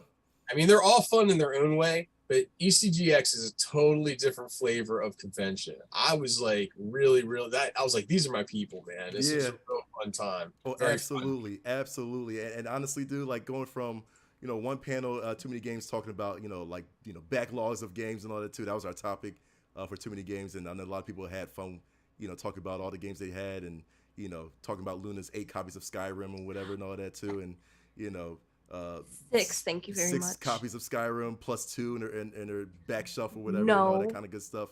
And then but it was a lot of fun from going to that, and then going to ECGX and talking about video game music, man, which dude, I love, man. Like seriously, we could talk about video game music all day. And ECGX just doesn't stop. I mean, it's a 24/7 convention. Right. So even if the vendor area is closed, everything else is still open. So like all the gaming tables, all the the concert halls, everything, it's 24/7 party. Dude, it's a blast. It's a real blast. I had a lot of fun. Dude, shout out, man, to the musical lineups, man. At ECGX, dude. I swear, dude, that was probably that was like Woodstock right there, man. Yeah, it was. Like seriously. It was so good. I mean, shout out to Bit Brigade. That's why I had to represent them, man. So shout out to Bit Brigade. If y'all know what Bit Brigade is, man, go listen to their music, man. Like seriously, a rock band with one guy playing the actual gameplay. As this is so freaking good. I can't explain it. It's so good, dude. Like seriously, Bit Brigade, Anamanaguchi, of course, they did the music for Scott Pilgrim video game and all that too. They was there. They was live. I mean, I felt like I was in I felt like I was taking mushroom Civ when I was watching the concert, dude. It was so crazy, dude. Like seriously, man. It was so crazy, man. But I mean, you had MC Lars, you had Mega Ran, you had Heroes for Hire. Yep. It just keeps going on. Sky Blue, Kadesh Flow, it was amazing. I mean, and even like the dudes that weren't on the main stage, you had Mike City. You had like all these DJs and just dudes that were just cutting it up the whole time, just in between acts and in between everything. It was just so cool, man. Yeah. Your boy Fire was up there, man. He was cool. Like good people, man. It was a good like the Woodstock analogy. That's pretty close. Yeah. That's like all the really cool, like, you had all the chiptune like scene going on. You had like nerdcore hip hop going on. There's a little bit of everything. I was loving it, man. It was a blast. Yeah, and I'm glad you said Mike City, because shout out to Mike City for being a guest in our panel at ECGX too, man. Like, I'm sorry. I know. I'm just gonna say, I think the best musical act was somebody that got up and did a little bit of karaoke while he was up there. I wholeheartedly agree. you I just want to know why they didn't do Humpty Humpty. That's all. How about that, man? How about that? It was just funny seeing Civ up there, man, like doing this thing, yo. Seriously, it's been a minute. Oh, yeah. It's been a minute, yo. Like, seriously. But actually, and Civ won too. Civ won first place, man. So GG, Civ. If you ever wanted to see, it's not the same until you see Civ perform the Humpty dance. Oh my god. Oh, I have to see this. It is dope as hell. I have to see this. I knew I was doing an okay job, Smoke, when you came over and bumped your head and you were like, what? And I don't think he expected me to be the one that was. Yeah. Anyway. No, I even worked you into the song, man. Yo, on the spot. No, I expect to see that at RetroCon coming up too. Please. No, I got a little something. No, listen to me. I'm not announcing this anywhere else, because every year I do this and everybody gets all, this is your worldwide exclusive. I'm going to tell you right now. I'm not going to tell you the song I'm going to do. This year I'm doing a totally something different, but all I got to say is if you're a Transformers fan, might want to come in, check it out. Yeah, tell me. Are you doing Eddie Munson? Transformers, man. Transformers. It's Eddie Munson. From Stranger Things? No, I'm not doing that. No. Oh, no, I got something better. I can see Civ cosplaying Eddie Munson, man. You know what I mean, with Stranger Things and just doing the air guitar. I was not a fan. I was not a fan. That's a whole different discussion, dude. Like, I never got into it. Yeah, that's a whole different discussion. I don't know how Civ you're not, but that's a whole different discussion. I just he was okay, but he. Real quick, pass the popcorn, everybody. But go ahead, Civ. Pass the popcorn. 30 seconds talking about Stranger Things. Yeah. I love Stranger Things. That needs to be established before we go on. I absolutely love the show, and I love this last season. However, the writers purposely bring in new characters just for the purpose of killing them off. Yeah. Do this. They did it with Bob. They've done it with countless other characters. I'm just saying, they killed off Barb. Like these ancillary characters. So they have to bring in a character like Eddie Munson so they don't kill off Steve. Like they never have the guts to kill off a main character. They've killed plenty of characters, but none in that core group. I will. And that's why the show feels safe. That's why the show feels like there's never a real sense of danger. They should have killed Max, or they should have killed Steve, or they should have killed Hopper. I'm sorry, controversial opinions, but I'm just telling you, you're in the end game. You're going into the final season, and all the main characters are still alive and well, and everybody's okay. So I don't feel like there's any danger at all. I mean, by the way, he's got a point. Hold on, 2 more seconds. They're going to kill Will in season 5 because he loves Mike, and he's going to sacrifice himself for Mike. And that's going to complete Will's character. It's not done yet. Remember, it's not done yet. We got one more season. So remember, we got to record one more season. You will catch up, Luna, but I'm not going to catch up. It's been 4 seasons already. I should have said spoiler alert. No. I watched episode 1 of season 1. I'm not watching anymore. But like they bring in these characters for like no purpose. Like Argyle was a dumb character. Okay, I agree with you on that. Eddie Munson was a cool character. But we already had Eddie. We already had an Eddie character. I can smoke a spliffy, dude. All he was supposed to be was like the older like the more mature like Steve. He was the babysitter character to Dustin. He was the pal of Dustin. You could tell that they were thinking about killing Steve because of some of the shit they did. Yeah. And they didn't do it. They did some stuff to Steve, but then they killed Eddie. I'm like, oh, okay, you guys are Duffer Brothers. They played it way too safe. I'm like, no. This is from one writer to another. I could tell that's what they did. So anyway, back to the video games. Yeah. That was Pass the Popcorn, which we'll actually have another. That was Pass the Popcorn. Pass the Popcorn later on in the show. Now, it's so funny because honestly, they technically did kill Max, man. And all the spoiler, they did kill Well, not really did, but but they did. I mean, but not really did, but they did. She's got some osteoporosis issues. But, she's gonna be all right. She's gonna be all right. Everybody in the chat is like, "Oh my god!" It was stop. No, it's not that I didn't like Eddie either. I like the character, but they used him wrong. Why don't you keep him alive and kill Steve? And I like Steve's character. No, you have to kill characters. No, you have to make it unsafe. No, it's a horror show. His main hype moment was Master of Puppets, and that's it, though. That's all I gotta say, man. Seriously, that was the main hype. It was cool. That was a great scene. Yeah, that was great. That was it, dude. That was it, and that's all you need a purpose for. And that's because I didn't like his character either. The never-ending story. Until that moment, was better than Master of Puppets. Oh, I will die on this hill. Yeah, stop. No, what? All right. Anyway, we're going to the freaking. No, Civ. Oh my God. Yo, stop. No, the Master Puppets top. The man. We can go on. We can go back and forth. Go back and forth. I will take lip syncing. No, listen. I will take the core group of them actually singing Lee Miles' Never Ending Story theme song over lip syncing to Metallica and air guitaring to Metallica any day of the week, man. Dude, any day. Man, listen. Any day, I'll die on this hill. Never Ending Story is amazing, though. That was an amazing movie, yeah. But the theme song, that's what also is. Season 3 is the best season of Stranger Things so far. I will watch that episode for the Never Ending Story theme song. Right. It's beautiful. Yeah. It's awesome. and Sweet Pea said, I'm with Luna. I haven't gotten around to watching the show probably one anytime soon. So yeah, I feel on that, man. But you probably watched My Little Pony though.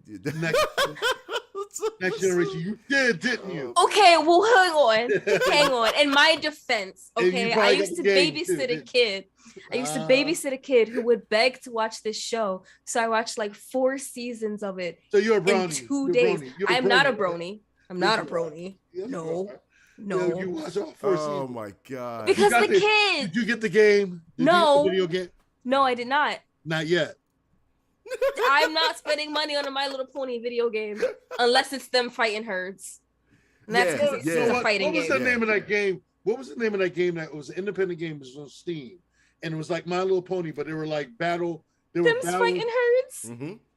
Did that come out on PlayStation or anything? Is it on PlayStation? I think Luke can fact check on that, but I think it's only for Steam right now. Man. Steam may have some of the greatest. But that game was so much fun, dude. That Street Fighter with My Little Ponies, dude. I'll play that any day, man. Exactly. I was like, yo, that was epic. Yo, that was so good, man. Did they say? Is it?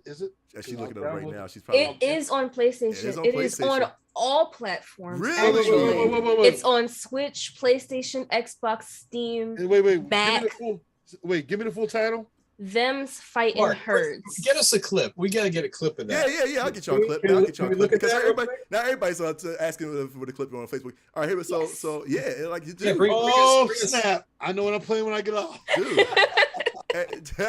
I feel like we should have a PTC fighting herds. But that's the we thing. should. Like there's a lot of independent games on Steam that has gone on the PlayStation Network, but we don't hear about it, and you have to sometimes just find it on the sport. Like Bright Memory. I think Bright Memory was on Steam in the beginning, and then right. Okay. And so I'm like, oh my God! And there's some like Burn It All, or some game that's coming out. It's like Aliens. It says Burn It All Down or something, and it looks dope as hell. And it's like Aliens. Yeah. I know you talk. Now it came out, but I forgot the title of it. But it's on Steam, and I'm like, oh, come on. Here you go. Here you go, Sif. So this is what we was talking about. This is them fighting herds, and yeah. So that's it. It's Street Fighter with the My Little Pony, and it is so cool, dude. It is so freaking cool. Like seriously, it's just every My Little Pony character. Not every. Well, not every. I mean, I know they every type of character. Every type of character. It's just like when I found that martial arts game, Civ, and I hit you up about Shaolin versus Wu-Tang, and they had all the different fight. Dog, like, I'm downloading this when I get off. I do want to play this game, and I hate it. It's so much fun. We should have. I was supposed to play with Mark, but he played without me. This conversation began with Smoke dogging My Little Pony, and now he wants the game. He wants the game. Dude, Hey, look, I'm doing it for my wife, man. I'm doing it for the wife. Oh, okay. dude, She's a brony. She's a brony. She's a brony. Yeah, see. But this game will make anybody a brony, to be honest with you. This is actually pretty fun, though. Seriously. Like, this is so much for the combos and all that, too. Like, yeah, I think Luna, I gotta fight you now, Luna. Let's go, man. Wow. But I gotta fight everybody else, man. Listen, if y'all get this we game, can take this outside. Let's go. You know what I mean? Hooves and all. Hooves and fur and all. We got this. Let's go. You know what I mean? But that's My Little Pony. Them's fighting hers. All right, I'm gonna look up, see what this thing costs on PlayStation now. I gotta know. It could be anywhere between $7 to $20. It's cheap. It's cheap. Yeah, it's cheap. Yeah, it's probably anywhere between $7 to $20. But just going back to the subject, but shout out to Zolocon for having having us there as well too, man. And then got to pretty much reconnect with Patrick Hickey Jr., man. So shout out to Patrick. Much love, Patrick. Woo! Much love, and This game is not on PlayStation. Quit lying. It's not. It said it was on. I looked up. It said PlayStation. I do not see it. It Them's says fighting platforms, herds. Them's Switch, fighting herds. PlayStation 4, Xbox One. Spell it. Them's fighting herds. Them's THEM''S fighting herds. Yeah, it does say that. It does say Switch, PlayStation 4, Xbox One. It's not in the store. Yeah, it's not in the store on mobile either. So they're lying. Maybe it's coming to PlayStation. Probably. You'll see it soon. Yeah, I was gonna think I've heard of the game, but I was like, I have never heard of that on PlayStation. So yeah, Sweet Peter Chad said the My Little Pony them's fighting hers. It says really is Street Fighter meets My Little Pony, and it actually looks fun. Is this the Twilight Zone? Indeed, it is. It's the Twilight Zone for sure. I'll wait until the Glowworms DLC becomes available. Oh man, dude, it's crazy, man. But yeah, shout out to Zolocon for hosting us there too. So that was a vibe right there, man. So that was definitely a busy few watching weeks. MCKNUX lose in a Mario Kart 64 tournament was the highlight of the con. First of all, and shout out to, and I know he's in the chat right now. Shout out to the worst gamer 25 who's in the chat right now, man, because he was putting up work too. He's a new fan of the show.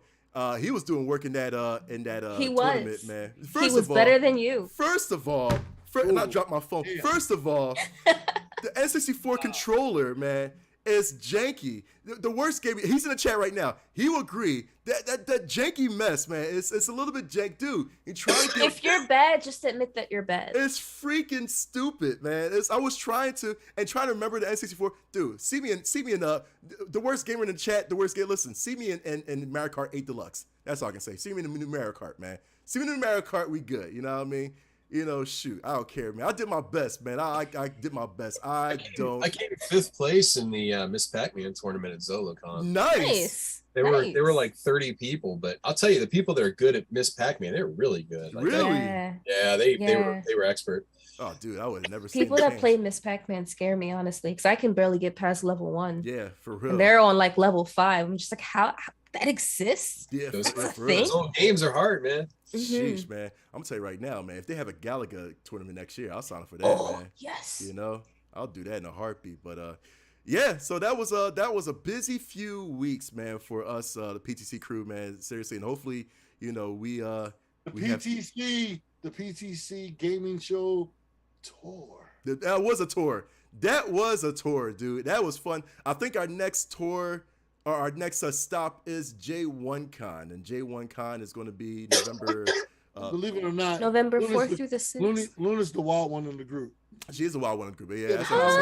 That's 100%. What? She was throwing beer bottles and everything, getting in fist fights, knocking out a whole bunch of dudes. Yeah. We were like, dude, this ain't a video game. She was like, they said my.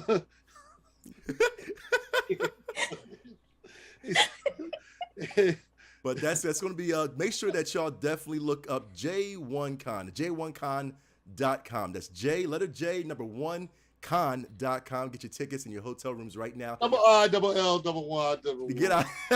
It's going to be in the Showboat Hotel in Atlantic City. At the Showboat Hotel in Atlantic City, November 4th through the 6th. There you go. So you want to be see there us or be sad. To be there, be sad. There we go. So that's it. And in the mortal words of Jason, Y'all need to come out in J1. Exactly. Thank you, Luna, for putting up that link. And also, I know people asking like OC Comic Con December. I'm gonna tell you right now, if you want to see us at a convention, hit up those con organizers and tell them to definitely book PTC, man. For that holiday mess. If you're lucky, I might cosplay a video game character.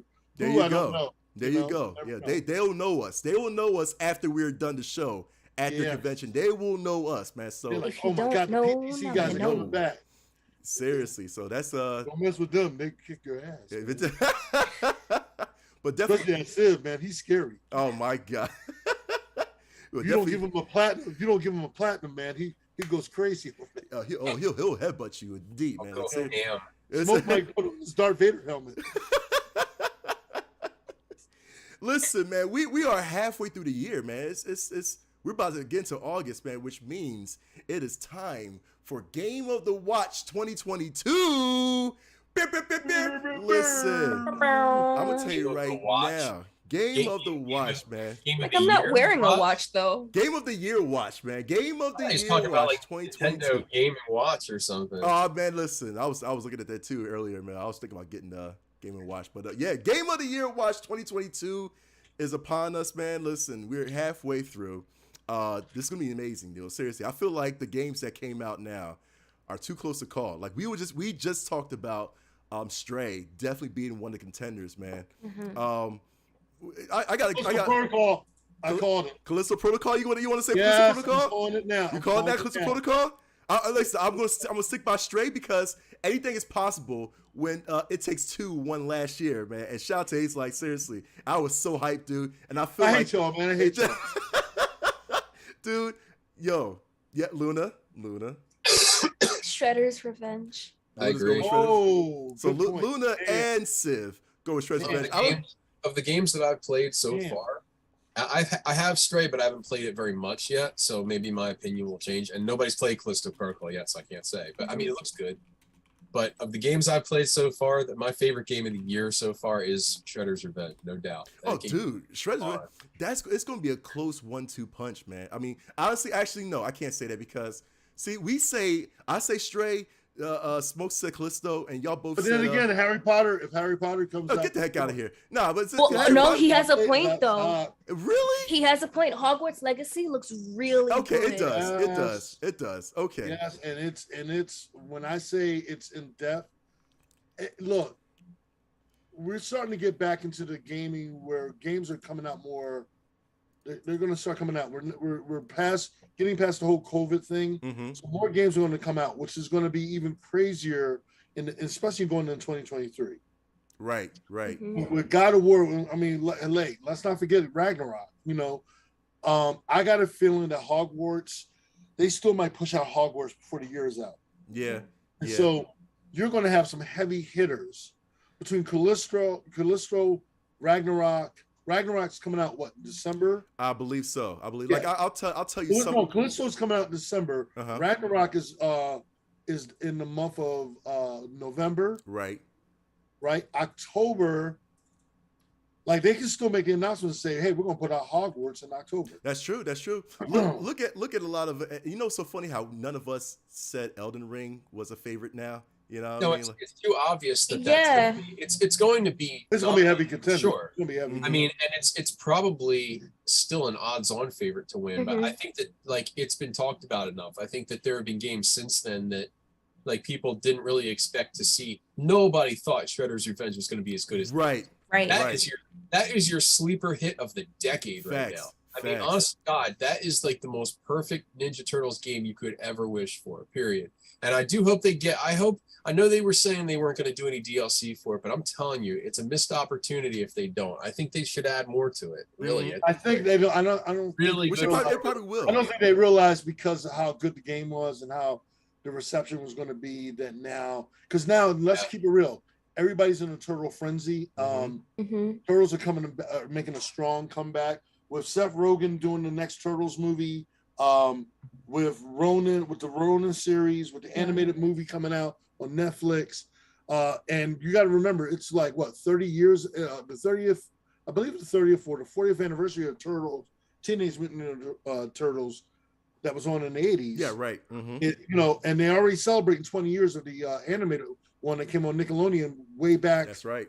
You know, so look, I'm gonna keep it real. Like they just did a big thing at San Diego Comic-Con with all these new turtle figures. So it would like it would be crazy for them not to do a DLC. And I think because look, I ordered, and I know Civ was one determined. I ordered a physical copy.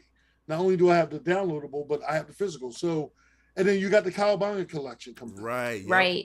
So August 30th. Yeah, yep. They need to put out a DLC. That's true. I think they will. I think they're gonna.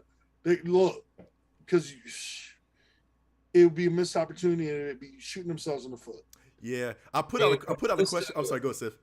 I was just gonna say Callisto Protocol and Dead Space remake. I mean, they both look great, but don't forget, like, I don't think any of the Dead Space games were ever nominated for Game of the Year. I'm not sure about that. I'm not completely, I don't think they were ever nominated, but it just goes to show you how like exceptional games get overlooked. Right. It happens. I mean, you can't just have Horizon Zero Dawn got overlooked, and no one's talking about that. Yeah, I mean, it's crazy. Like, that shows you how, like, some years you get this influx of really great games, and even the best of the best games don't even get acknowledged. So it's just kind of like, wow, that's crazy. So I don't think it takes anything away from those games. They're still top tier. So, like, everything I've seen from Callisto Protocol and Dead Space Remake, it looks extremely compelling. It looks like they're really, really awesome games. I think sometimes it's also about storyline, how well they can pull you back in. Also, some of the most simple games, I don't mean simple as in stupid or silly, the most simplex games are the ones that end up becoming the sleeper hits, if you notice. And Among Us. Yes. Yeah. That's true. That's a good point. So, I mean, like I said, it's still a toss-up now. I mean, like I said, we put our midway bet, you know what I mean, as far as what game would probably win. But you got to look at some games that are actually coming out later on. I know you guys, y'all mentioned it as well, too. Look at a few games. Like, I'm probably going to mention a couple. I know Soul Hackers 2 is a definitely look out for. That's coming out August 26th. That's for all systems. And then you have Metal Hellsinger, man, which is like a rock and roll, like Doom-ish type of game, man. You know, pretty much a killing spree kind of. That's September 15th on all systems, so that's pretty cool, too. Trying to figure out what else is coming out. October, we already talked about Overwatch 2 coming out of October, and that's pretty much Overwatch 2 is a brand new game. You know, you might as well say that's pretty much could be in the mix. You know what I mean? The same. No, I'm going to tell you why. I don't think that those kinds of games are what's going to really ever get nominated. Like, I just don't see it. Like first-person shooters and like your arena shooters and stuff like that, and battle royale games. They're just even the best ones at this point are kind of like a dime a dozen. It doesn't mean they're not good games. But there's nothing in them that makes you say, yeah, that's game of the year. Right. Come on, man. I mean, it's a good game. People will play it. They'll love it. But you want something that's a little bit more innovative. Innovation means something. Like, if you look at the games that have won over the last couple of years, like, they were different. Like, they did something so extremely well in their niche market, like their purpose, that you couldn't deny that they were just the best games out there. So, like, a game like Stray, I think has a much better chance against a game like Overwatch 2. Yeah, good point. Like, I'm not dogging it. I like Overwatch. I'm a fan. I just can't see it. There's nothing there that says, well, that's game of the year. Right. I don't think so. I just don't. Yeah. I think that there's going to be a crowding of so many other worthwhile games. Some of them you mentioned. And some of them, I mean, listen, if God of War Ragnarok comes out within the time frame it's supposed to, it's eligible for Game of the Year also. And you know, that's God of War won Game of the Year. So that's true. You know, that's true. So I mean, just is what it is. That's a good point. See how it plays out. Yeah, so that's honestly. Oh, sorry, go Lou. I was sorry. I was just gonna say I feel like a fighting game would have more of a chance of Game of the Year over Overwatch 2. Okay. And you have like I think the new DNF Duel came out this year. That's right. Yeah, it was a bunch of them. I want to talk about that game. I'm glad somebody else is bringing that up. It's not out yet on consoles, correct? I am not sure. Stream it. Yeah, I know there's a tournament coming up for it soon. It's on Steam only, I believe, right? I think so. Yeah, I think so. because that's kind of like a lot of people in the fighting community is looking at that now. Like, right. you And know, I was wondering really I was wondering what the game was. I was like DNF Duel. I'm like, yo, okay. it comes out next month on PlayStation. I was waiting for I'm just waiting for the console version because I'm not really a big fighting game person on. Gotcha. Same. Yeah, so DNF and Luna's right. Like, you know, a game like DNF would probably have a better chance as well too. You know what I mean? So it looks really good. Yeah, it does. It does. It's got like a Guilty Gear sort of look to Yeah. it. Yeah, right. And I think what the Guilty Gear Strive came out the beginning of this year, end of last year. Correct. That's true. How about October 25th? Gotham Knights, man. That's coming out October 25th. Can I just say, I'm sorry, I was telling people today, it comes out the day before my birthday, and I've never been more excited for my birthday than I have for Gotham Knights. Dude. Oh God! Dude. I don't want to play as Nightwing. God. I'm gonna just spam Batgirl, and it's gonna be the best birthday I've ever had. I'm gonna take off of work, and I'm just gonna play this game. I feel you on that. No, I just realized when you said that, I'm like, wait, why? And I'm like, oh, of course, you already know, dude. Oh my God! Of course, you already know. You're gonna play Nightwing. You're gonna try to. No, I'm gonna play Batgirl. Sure, you are. I am. I played Batgirl in Injustice. Like, oh, look, Nightwing. I get to wait. Let me move him. No. Yeah, unlike Batman, he kills people. You can tell. Right. No, Nightwing doesn't. Jason Todd, Red Hood kills people. Same difference. No, it's not. They're two different. I want to start a Batman fight. No, stop! I was in like 5 Batman fights today. The chat. Manny says that Luna's gonna be Robin, man. I mean, funny story considering how there were like 5 Robins. Yeah, true. There you go. 2 of which were female. So hey, there you go. I could be. Yeah, absolutely. Yeah, so you was right. So God of War Ragnarok does come out November 9th, so that is definitely in the running for Game of the Year as well too. Pokemon Scarlet and Violet, man, depending on how good that game is. November 18th. You know, so. And it's shaping up to be really good. Yeah. Yep. And then, of course, got 4-person co-op. I'm sorry, I didn't mean to cut you off. No, you're right. 4-person co-op in a Pokemon game. Yep. That's for the insane. first time, dude. I think that's for the first time, I believe. It's the first time. Yeah. It's insane. So that's gonna be interesting how that pulls off. And then of course the final anchor will be the Callisto Protocol, December 2nd. That's going to be also eligible. I think that I forgot the cutoff point for Game of the Year nominees, but I think Callisto Protocol is going to be fitting right in there for Game of the Year for this year, if possible. So we'll see how that works out. I know I asked the question to the chat, man, like what's their Game of the Year favorite, man? I love Mandy, man. Mandy says Ready or Not, which is eligible because it came out late December, and Ready or Not is a SWAT simulator, and that looks pretty cool. So that's all I can say. Check it out. If you love being a SWAT and busting through doors and try to like bust drug deals and all that kind of stuff too, that's actually pretty fun, man. I like that. Actually sounds awesome. Luna, what you got? No. I was looking up. You said the cutoff date for Game of the Year nominees. It looks like games eligible. Oh, okay. This is beginning of last year, so November 19th and on to December. It looks like is the cutoff. And on to December. Okay, yeah. So they probably November 19th of last year to December of this year. Okay. I believe. Got you. Okay, so it's probably so there's a whole month. If you drop a game, you're not eligible. Basically. Yeah. Well, the games better hurry up. You know. Sorry, Ragnarok. You came out during the ineligible month. Games better hurry up, man. Seriously, dude. Games better freaking hurry up. And I think that's why I think they pushed the Sonic Frontier. I'm still hyping for that game. I don't care. I don't give a crap. I'm still hyped for that game. I think that's why they pushed Sonic Frontier. First of all, they dropped it at the same time as Ragnarok, which, that's a stupid move. Why do Sonic fans? Why do Sonic? Why do we? Yeah. People rallied around the first movie and got them to change the design of Sonic, which was a good thing, and the studio was good enough to listen. So Sonic fans clearly have a very palpable voice. Yep. Why are they not pushing more towards like some kind of, I don't know, not change, but like some kind of like direction as far as like the new Sonic game? It doesn't look like a Sonic game at all to me. It looks like a game that was modded on PC to put Sonic in from like another, because it's like stolen assets from another game, and they just put Sonic in as a playable character. I don't get it. I'll give you that answer because I've been warring with people on Twitter about this for the last, ever since that game trailer dropped. And half of us are for it, half of us are against it, just for the fact that it's a new concept. I kind of like the new concept that they're going with.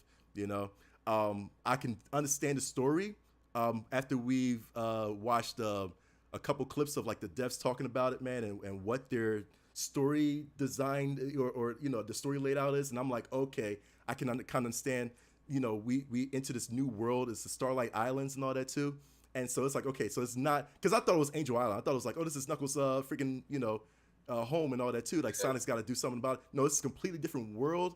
How did it get here? We'll find out during the game, you know, when the game drops. So I like the new concept. It's something brand new.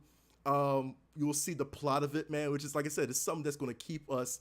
It's a mystery, and we like that. You know what I'm saying?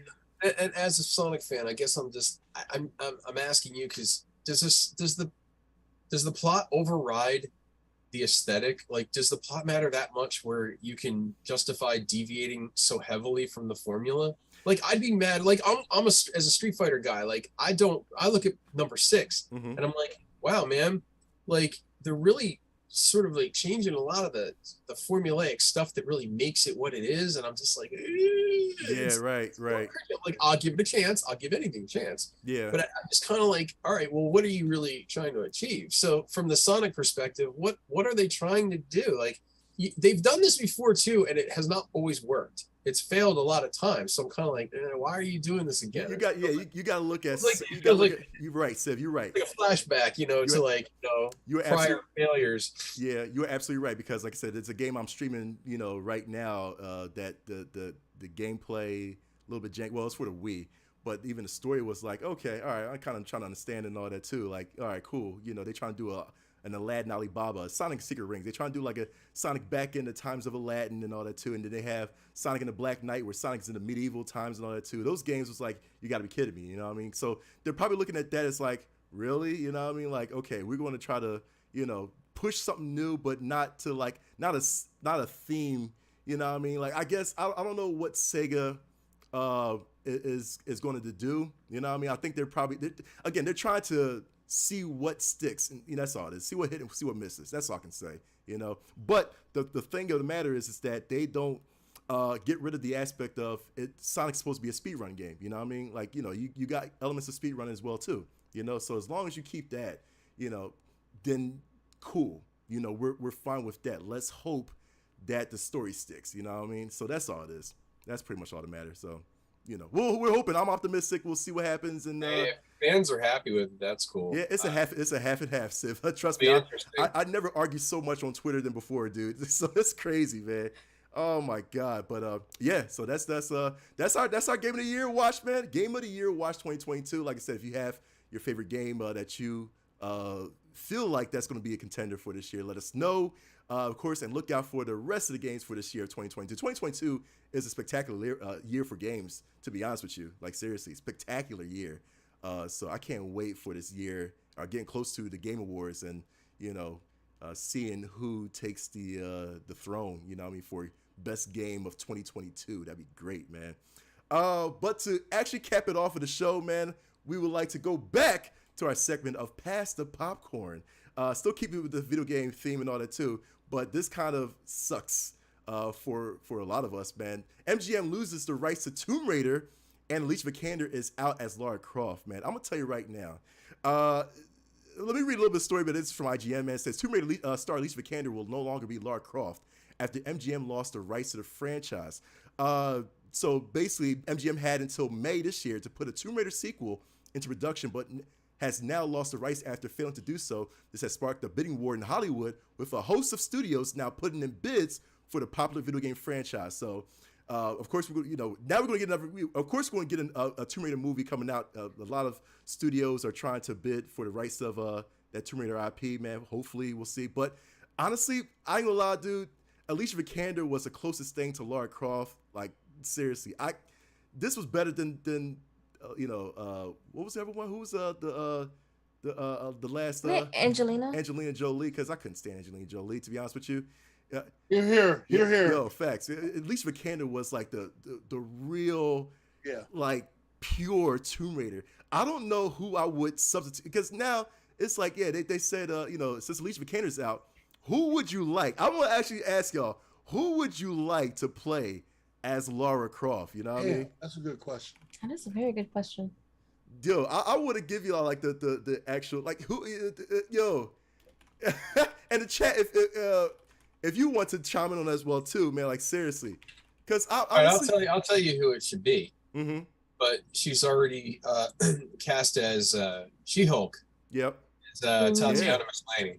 Oh, she had to get in really good shape. She has to get in really good shape, though. Right. She's in fantastic shape, and I think from watching her in Orphan Black, I mean her acting chops are good. She's very athletic.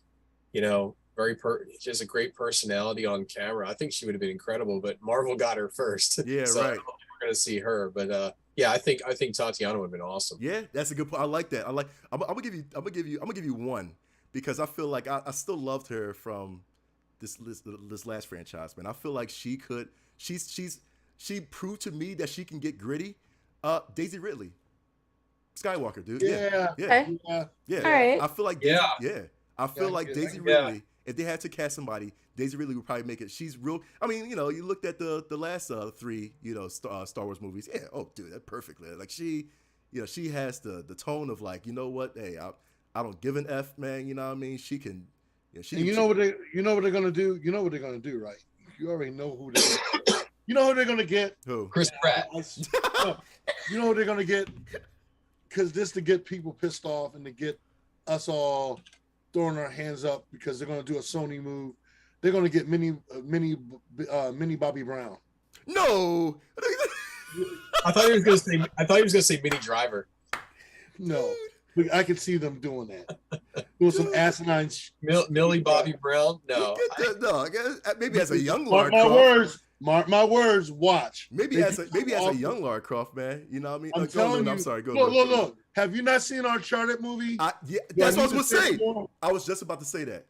You know what? That's fair. I would say if we're going from Star Wars, just because she popped into my head as soon as you said this, Felicity, what's her name? Felicity Jones, Jyn Erso. Yeah, you took my second I feel like person. she would be a lot better than Daisy Ridley, though. And it would also work if you want to use Millie Bobby Brown as a young Lara Croft. So. True. I love that. Jyn Erso is probably my number 3. How do we really feel about? I don't want to open up a can of worms. Do it. Do it. After seeing Godzilla and after seeing, Stranger Things and everything, how do we all feel about Millie Bobby Brown's acting? She's overrated. I'm pretty sure she's a very nice girl. She's still very young though. I mean, I don't think she's bad. She's not bad. No, but I think she will. I just don't want to see her get typecast. Is all. It's not a criticism of her. It's just I think that when you're in something successful early on, because they tried to give her a young Sherlock Holmes' sister or some crap. And they had what is her and Henry Cavill. Mm-hmm. And I'm like, come on. Wait, I didn't watch it. What movie was this? Flavor of the Month. It was Enola Holmes or something like that. Okay, I didn't see that one. Okay.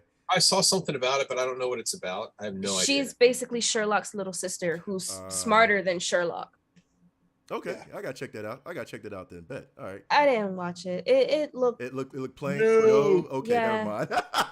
Never mind. And I love Sherlock Holmes. One of my favorite book series is a Lady Sherlock series. Right. But this. See, I still want to do I want to do a buddy comedy with Millie Bobby Brown and Bobby Brown. And, my God, man. It's Millie Bobby Brown and Bobby Brown, dude. Bobby Brown. And it's just called My Prerogative, right? And no, I don't know. I have no idea. I'm done. They can do what they want to do. It's like a buddy cop film with Millie Bobby Brown and Bobby Brown, and they're not playing characters; they're actually playing themselves. Of course, because the names. Police officers. It's almost kind of like the other guys. Brian, you should be careful because somebody from SNL is probably writing it down right now. Tom Constantino is probably writing it down right now. Tell his friends. Oh, you know what? No, stop. Oh my stop. God. Dude. You know what? No, Brian. That's not right, man. That's not right. Oh Don't- my don't say God, that. dude! I Don't can say that. Guys, see I have the that. best idea. It's called My Prerogative. Wait a second. He's not a writer. He's a dog. No, I'm getting messed with it. Come on. I can't, man. See, I was gonna say like along the lines of like because I know Luna took my second answer too, man. Huh? I was gonna say Margot Robbie, like that was like a Margot Robbie being Lara Croft. No, all right, never mind. Oh, you know No, what? I don't think so. Yeah. Captain Britain. Not Captain Britain. Oh, Haley Atwell. Yes. Yeah. Yes. Yes. She get my vote. Yeah, every I'm day. feeling that. That's good. Yeah, Yep. that's a good point. I See like that. that? I like that. See that? I can see her totally killing it. I like Yeah. that. Well, you know what? She'd be a good Laura Croft. Yeah. So they say MGM is out. Hopefully Paramount, man, which did the Sonic films, man. Hopefully they stick it in. They come in, scoops it up, man, and cast any one of those I have awesome. a question Yeah. though. Mhm. Just because MGM is out, does that necessarily mean that any of these other studios cannot pick up Alicia Vikander? Good point. Well, What's to say? It might be. That's a very good question. Yeah, that's a really good question. Would you think that Alicia Vikander would be is under contract with MGM? Because I don't know how that would, as far as like Right. It's that's actually a really good question. Yeah, that's a I know good that- lord. I That's know yeah. that there are sometimes studios will own the representation of a character. Right. So True. like, okay, for example, Yeah. MGM and what Ion Pictures or whatever, they own like James Bond, for example. So Mhm. when they do that, they own the image and every likeness thereof. So that's why like when you're James Bond, like Pierce Brosnan can't wear a tuxedo in another movie, for example. He can't look like James Really? Like that? Okay. That's detailed? Bond. Absolutely true. That's I part thought- of the deal. What? Okay. No, that makes sense. Because He I mean, cannot appear on- Disney does that with a lot of their properties. Because remember he did Pierce Brosnan did that movie about like an art thief or something like that. And one scene he Yeah. had to wear a tuxedo and MGM lost their minds. They're like, hey, we're paying you to be James Bond. You can't look like James Bond in another movie. Mhm. You know, like so every contract has their nuance. So there could be Well, something. it's just there like with about- Disney and Fox, the whole X-Men thing. Right. Think about Yeah. that. Yeah, that They too. got to use the same actors if they're going to have them in any Yeah. Marvel movies. They have to, Okay. so you have to have James McAvee or Patrick Stewart to play Right. Charles Xavier, Mhm. or you get Hugh Jackman to come back to play Wolverine, which Right. I'm all for. You know, like look, let's do it. Right. Right. Yeah. That's That's fair. good. Or you have to Bringing wait her till back as Tomb Raider, that might be something that sometimes, you know, there'll be like clauses in contracts where you can't do it, and then there's sometimes in clauses like what Smoke said where you have to do it. Like, Right. Right. It's all Okay. weird. Hollywood is a weird creature, so Yeah, because I It mean, is. like, yeah, she was pure to the T, man. You know what I'm saying? Well, because MGM is owned by Disney, aren't they? no I No. don't think so. Amazon. It's like all tied in with Amazon now. Okay. Okay. 'Cause I thought I remember like the MGM Studios and Disney World. Because they just did a deal with Amazon to release all the Bond movies on Amazon. Mm, Oh. Okay. Amazon. Okay. Amazon owns. But you know what? I think. The more you know. Yeah, but I think. Well, Luna, because I feel like they're under, like either Amazon and MGM are both under Disney. Well, I don't know. That's a freaking family tree. It was like 15 years ago No. that I thought I remembered the MGM Studios at Disney World. Mm-hmm. But again, 15 years ago. I haven't been a Disney in 15 years. forever. Yeah. Right. That's like saying when Fox had his own 20th Century Fox had his own. Right. You know, before it was, Disney took on. Yeah. Yeah. Look at Lucasfilms. Lucasfilms the whole nine. So Or. things has changed. Yeah, or actually, now I thought about it too, man, because now a lot of these big Hollywood, these studios are trying to get the right for Tomb Raider. PlayStation Studios, why not, dude? You know what I'm saying? Like, True. No, because PlayStation already messed up Uncharted. All right. That's all. You say they messed it up, but you know how much money that back around. movie brought in? That movie was really good, though. It actually was good. I'm sorry, I It was disagree. really good. I'll put it this way, Smoke. See, I feel like they was trying to do with the young Nathan Drake. They trying to do the whole Uncharted 2 first. You know what I mean? And then That's why it didn't do as good as they thought. It was. But you Let's call it I feel- a spade. Let's Yeah. call it. I loved the You movie. can say it was a good movie. It didn't make me go see it because I'm like, come on, you're doing it for hype. You're doing it for. if you're gonna be, that's typical Hollywood. Mm-hmm. If you're gonna be true to the game in Hollywood, don't try to bring, oh, well, you know, if you look, Sonic is a prime example. Mm-hmm. Go back to Sonic. You knew damn well that Sonic wasn't going to fly, and that's why the fans went ballistic over it. Mm-hmm. Okay, can you imagine if they put that movie out, Sonic looking like ugly Sonic, looking like that? Dude, I wouldn't bear through the movie, dude. Okay, first off, it would have been the Mario movie all over again. So Okay, it would have been Resident Evil, both the series, the movie, and everything else that came out that's other than the CGI movies. Right. Those are good. On a $120 million estimated budget, the Uncharted movie gross worldwide box office was $401 million. That doesn't mean anything. And this, it's like, hey, look, rated pretty well. I mean, I would see it again. Batman came out, it was considered a hit, but here in the States, it was not. What did you not like about it? What? About what? Uncharted. Casting. Yeah, casting everybody was like Tom Holland. Yeah, casting plays a big part with me. I don't care. Again, you have to understand that these are games that, again, I go back to the Sonic thing. Be true to look. You can say what you want. You could dress it how you want to dress it. I'm gonna say it again. Facts are fact. You could try to talk schematics and say, well, look how much it made. No, it doesn't matter. The movie did not get the acclaim and did not blow over fans. It did not blow away fans.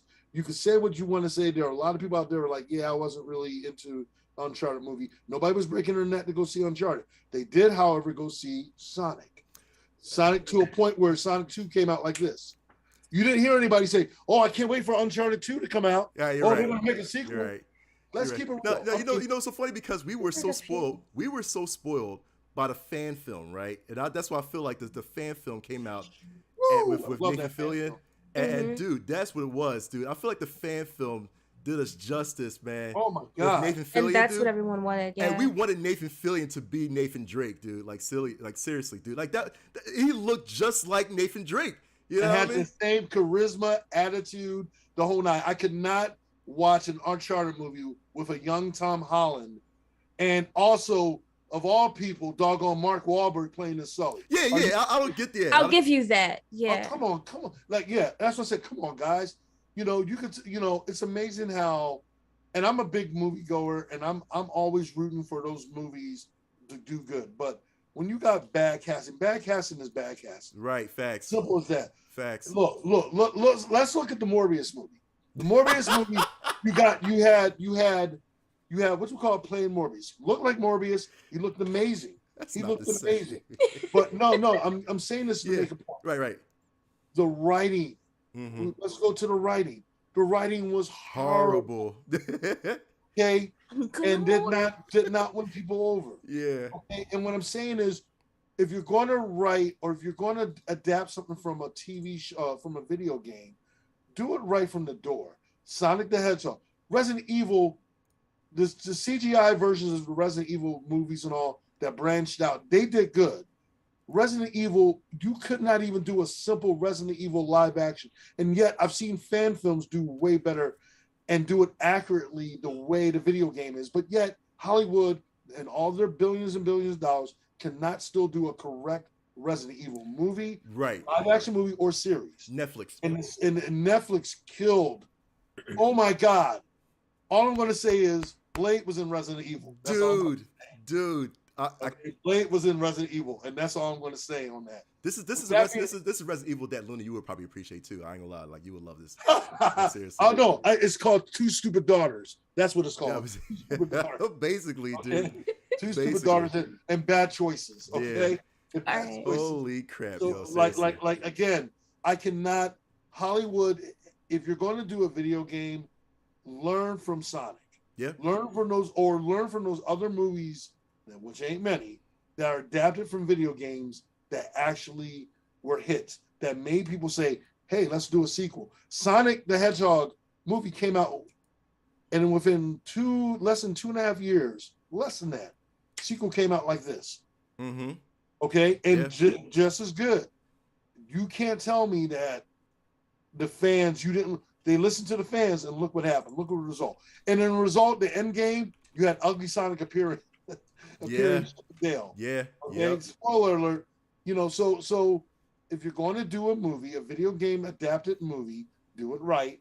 If you want to make money and you want to make a bigger profit, go with the source material. Like, I know HBO is putting out The Last of Us. I'm still on the fence. I'm on the fence. I want to see what they do. Optimistic as always. Yep. Yeah, I'm on the fence. I hope that they don't stray away from the story. I understand you have to expand, but don't stray away from the primary emphasis of what the video game story is about. I would love for them to do a Dead Space movie. Hell, the animated Dead Space movies were great. Yeah, right. Okay? They were great, and they even expanded on the story for a sequel. They were great.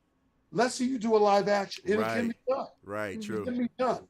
All you got to do is follow the formula, follow key things to the formula of the video game, apply it, and then expand on that. Mm-hmm. Like the first Resident Evil movie had its plus and minuses, the very first one. Yeah. But you have mainly all original characters. But the premise was good. It was before, it came out, it was before its time because nobody really done something like that and it was a horror-based movie. So I gave it a little bit of clout, but moving forward, they started bringing in more characters, but then they went off the reservation again. Mm-hmm. So again, if you're going to do it right, because then you'll get more of a profit. Not only that, but you'll make money. Yeah. You'll make more money. Can you imagine if the producers or whatever of Uncharted actually listen to the masses? And God, Nathan Fillion, to play. He's Nathan 50 Drake. years old, man. It doesn't matter. He would still do it. He would still do it. Hear my logic. It doesn't matter the age, but you bring him in. I guarantee you, people will be like, "What? Wait, Nathan Fillion." First of all, you have the Nathan Fillion fans that carried over from all the different TV shows, movies, and everything. Yeah, Firefly. Okay, he has a body of work, not just Spider-Man. Well, maybe they'll put him Firefly. Maybe they'll put him in the sequel, Uncharted 2, that is slated to drop spring of 2024. That's what I was thinking. Again, they could do. Yeah. Hear me out. That's They could true. have No, they did the same thing with Tomb Raider. swinging from vines, shooting. But they did the same thing with Tomb Raider with Angelina Jolie, and they made a sequel, and it still didn't do good. They did the same thing with Resident Evil, and they put out all these movies, and they were crap. And people were like, "Oh my God, another Resident Evil movie." So I mean, it's nice when you say it's coming out in 2024, but it doesn't matter. A movie, if you're not going to do it right, you're not going to get the. And I guarantee you, the numbers will be lower when that comes out. Mm-hmm. If you think, unless Tom Holland got another hot movie coming out, and the little girls want to go see Tom Holland, that's all well and good. But you're not going to have the real dedicated fans that are going to go out to support the game and all. Now that the game is not really out, it's no longer, the franchise is really not out. You're not going to have as many people as you could have if you got key people to play certain key characters. Right. I'm gonna call it as it is.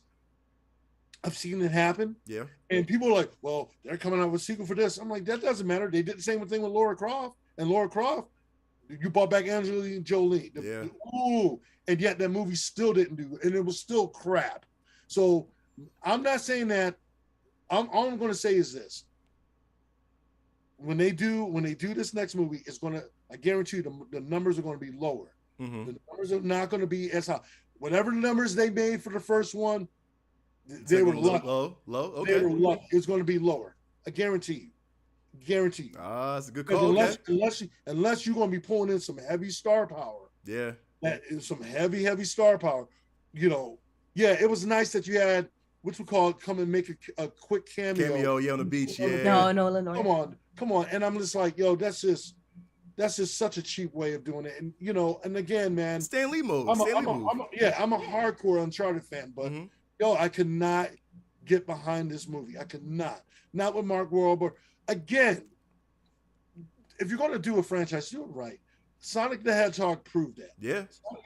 And again, it doesn't. Hollywood's going to do what Hollywood wants. Look at what they're doing with the Marvel movies in Sony. And they're doing another crappy film with Kraven the Hunter. Mm-hmm. I already know the storyline for Kraven the Hunter, and I'm sitting there like, oh my God, they're putting out this crap, and I'm like, Sony's jacking it all up, man. And I'm just kind of like, I just kind of sit back. I'm like, I know what I like. Yeah. And people are gonna do what they want to do, and they wonder why crap movies are being put out. They're trying to turn off the audience. I don't want to even get on this whole tirade, but they're going to try to turn off the audience. Well, we have a way of turning off the comic book audience. Let's do crappy comic book films. But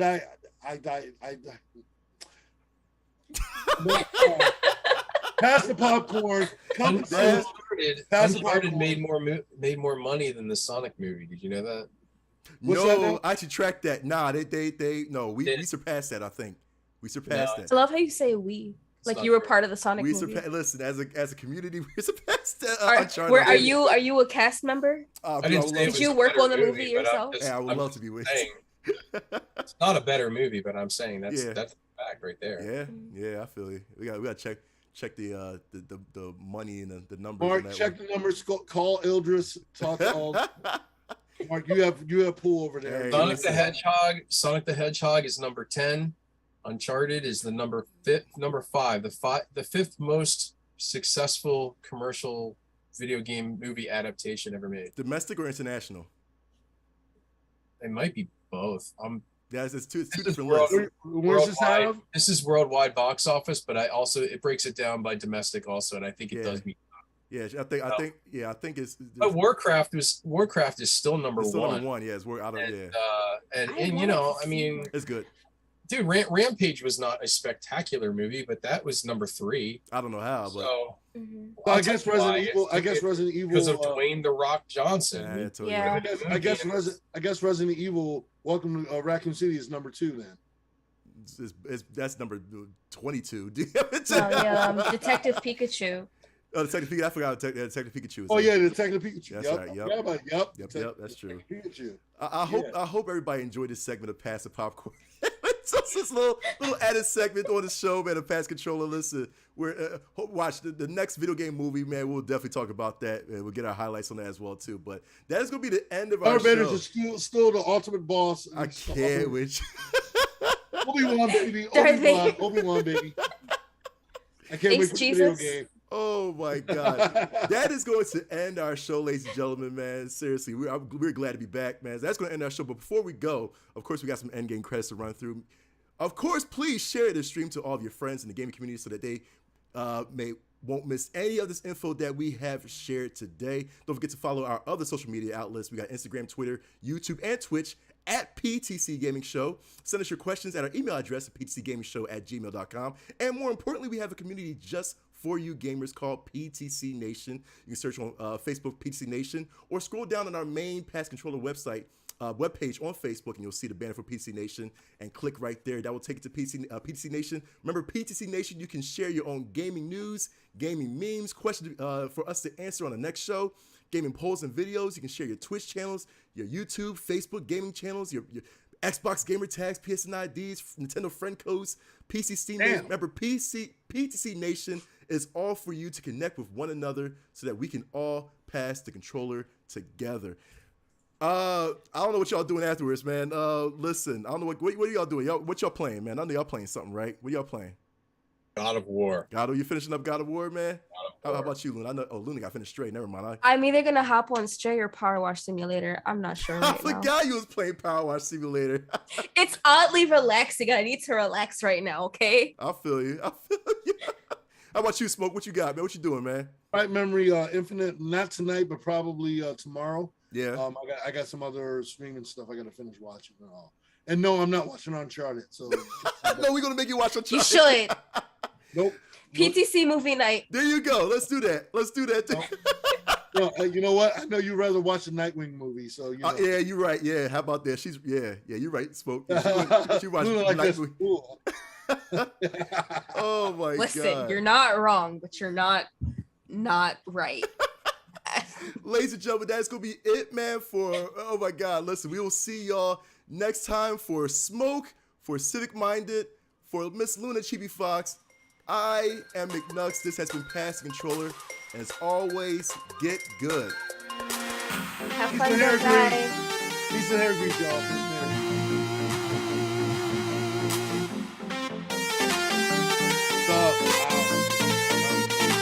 See, you didn't say it. about to say it for you. Stuff out, whatever. Ass out.